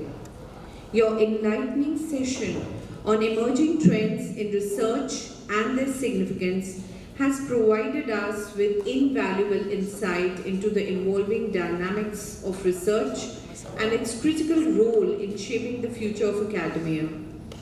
Your expertise and thought-provoking perspectives have truly set a high benchmark for the session to follow, inspiring us all to dive deeper into advanced research methodologies.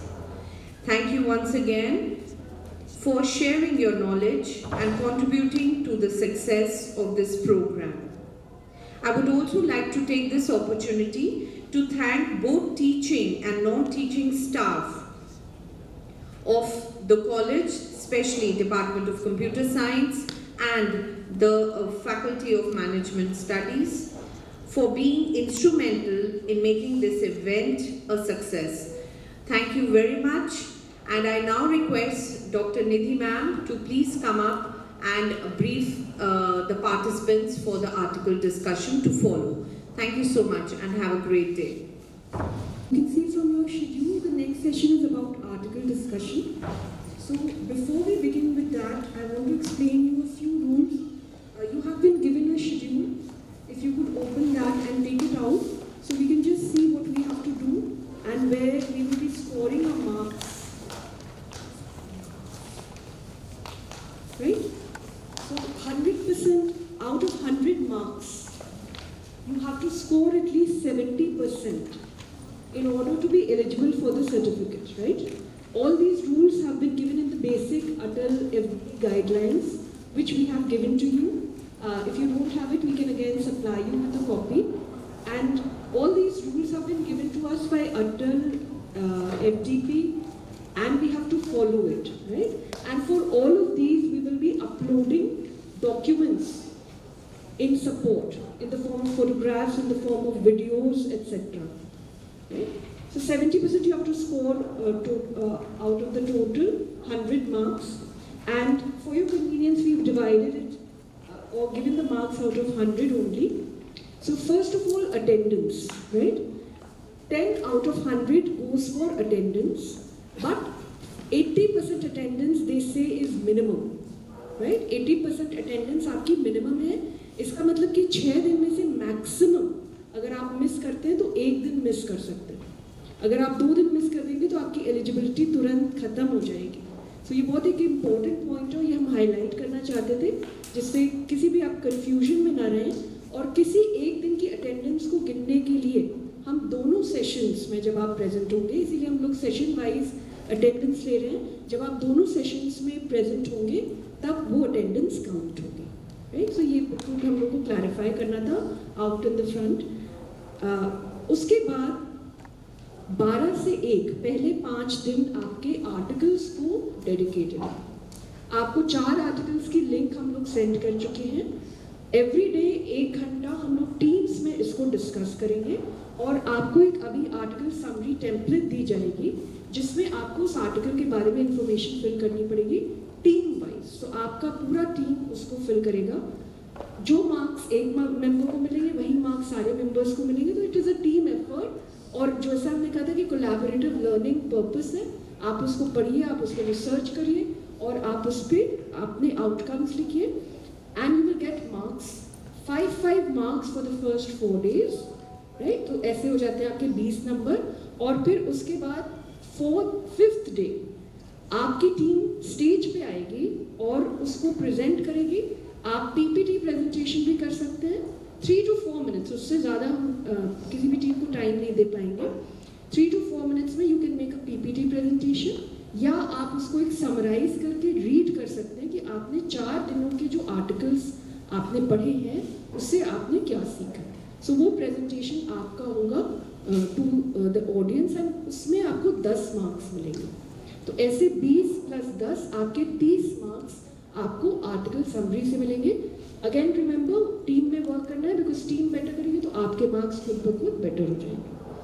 उसके बाद industrial visit आपका 6th day है, जो आप लोग HCL जाएंगे हम लोग के साथ. उस पर आपको एक इंडस्ट्रियल रिपोर्ट, विजिट रिपोर्ट लिखनी है, जिसका टेम्पलेट हम आपको प्रोवाइड कर देंगे, and that will B for 10 marks. But ये भी एक टीम वो है. तो अब आपकी टीम में आप लोग डिसाइड कर लीजिए जितनी भी रिस्पॉन्सिबिलिटीज़ हैं उसमें सबको एक लीडर बना दीजिए, तो you can distribute your work and it can be done very easily. Last day he 2 to 4 में हमारा एक 10 मार्क्स के लिए MCQ होगा, जो कि हम आपको गूगल फॉर्म के थ्रू शेयर करेंगे link, and you will have to answer based on all the lectures which people are giving over here. And then there is a reflective journal जो 15 मार्क्स का है और जिसकी कॉपी आपको provide कर दी गई है. अगर आप लोग अपने फोल्डर्स देखेंगे तो एक रिफ्लेक्टिव जर्नल का टेम्पलेट हम लोगों ने ऑलरेडी आपको प्रोवाइड कर दिया है, जो आपकी लर्निंग्स, आपकी learning outcomes and the way in which you will apply it in your professional area, right? So learning based outcome पे वो पूरा reflective journal designed है. वो आपको हमको submit कर देना पड़ेगा by 2:30 on 5th. So we have given it to you already, and daily basis पे जो भी हो रहा है उससे आप जो भी अपना चीज़ें derive करेंगे उसको आप prepare करते रहिए, so that by 2:30 we can collect it from you on 5th. and इसके आपको 15 नंबर्स मिलेंगे. ये इंडिविजुअल है, जो MCQ है और जो रिफ्लेक्टिव जर्नल है ये इंडिविजुअल अटेम्प्ट है, आपके अलग अलग मार्क्स जाएंगे। उसके बाद आपकी ट्रेनिंग लैब है 4:30 से 5:30, उसमें जो भी आप दिन भर में सीखेंगे उसके बेसिस पे आपको रिसर्च करके कुछ प्रश्न का उत्तर देना पड़ेगा। रिसर्च आप लोग कोलैबोरेटिव उसमें कर सकते हैं, लैब हम लोग आपके लिए खोल देंगे, you can sit in groups of 2 और आप अपनी यहाँ पे रिसर्च करके 5 बजे आपके साथ गूगल लिंक शेयर हो जाएगा और आप लोग उसको आंसर कर देंगे। That will be again individual. हर दिन आपको 3 नंबर उसमें मिलेंगे और 5 दिन के 15 नंबर ये आपके इंडिविजुअल जुड़ जाएंगे। हाँ, in the lab you can choose. हाँ, irrespective of the team. With you can choose 2 people can sit together in the lab and carry out the research. Any other questions which you have? So this will be 100 marks, out of which 70% minimum you have to score. 80% minimum attendance is mentioned by Atal FDP. On a daily basis, we are uploading your attendance on the Atal portal. Other than that, आपका जो portal का and है उसको देखते रहिएगा on a daily basis that what are they asking you for, if there is any feedback etc. please do fill it. So if we don't have any other further questions, we can move ahead to the article summary. Right? Now we have divided you into teams. Are you aware of your team? Right? So we can start moving back. Towards the end of the room, we have set up tables for you, and you can sit according to your table. No, you can go and sit on your table. You can go and sit on your table. Dr. Amitaba, Mr. Santosh Kumar, Ms. Rachna Singh, Ms. Rekha Kumari, Ms. Aishi Verma. Team 2, Vivekanand is Dr. Veenu Singh, Mr. Aman Jaiswal, Ms. Ankita Upadhyay, Ms. Vandana Chaudhary, Mr. Brian Hamisi Kitsa. Team 3 is Tagore, Dr. Amit Kumar Gupta, Dr. Vinay Yadav, Ms. Ashika Bajpayee, Ms. Anupam Chaudhary, Ms. Nancy Yadav. Team 4 is Aryabhatta, Professor Ramakrishna Jaiswal, Ms. Priyanshi Srivastav, Ms. Nalini Verma, Ms. Kriti Arya, Ms. Sandan Nahid. Team 5 is Maitre, Dr. Reena Srivastav, Mrs. Tanisha Singh, Ms. Mahe, Mr. Sandeep Arya, Mr. Vivek Mishra.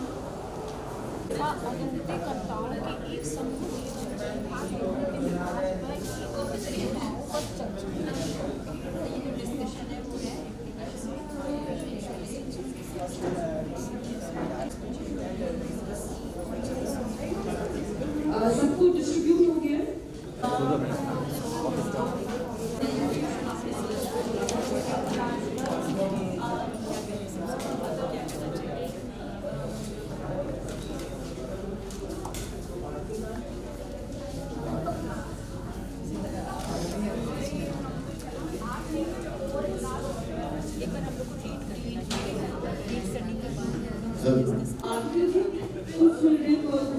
और उसके साथ article summary template जो आपको भर के देनी होगी,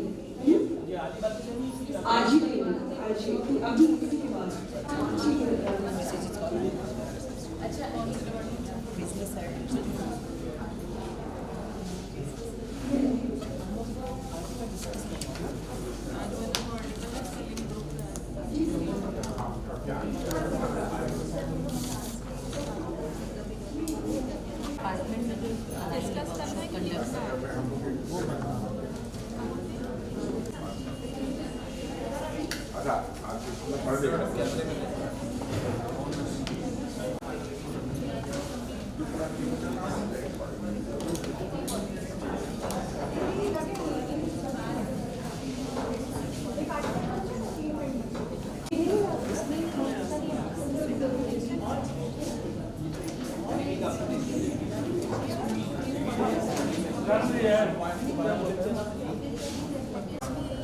I will like your attention for 1 minute.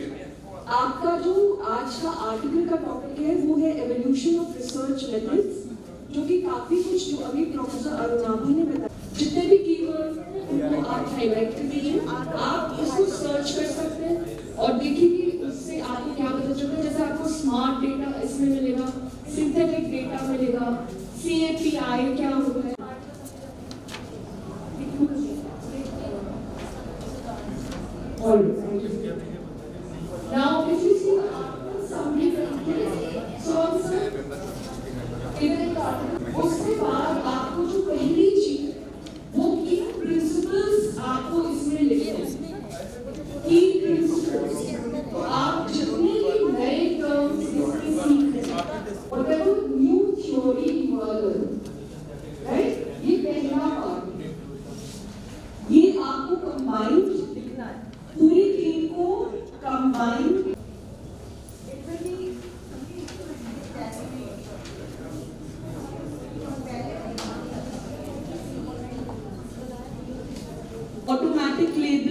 बात की थी.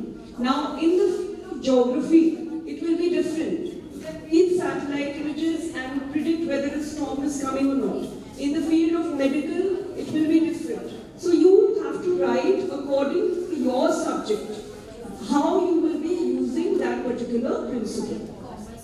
Or which type of data is difficult to get. How can we apply that? तो ये आपको हर मेंबर को लिखना पड़ेगा अपना अलग अलग, राइट? तो आपकी फील्ड में हम इसको कैसे यूज कर सकते हैं? जैसे हिंदी में हम पुराने ग्रंथों को आर्टिफिशियल इंटेलिजेंस के थ्रू, जैसे सर ने भी बताया था कि वी कैन गो बैक, जितने भी पुराने हमारे पास ग्रंथ हैं, उपनिषद है, वेदा है,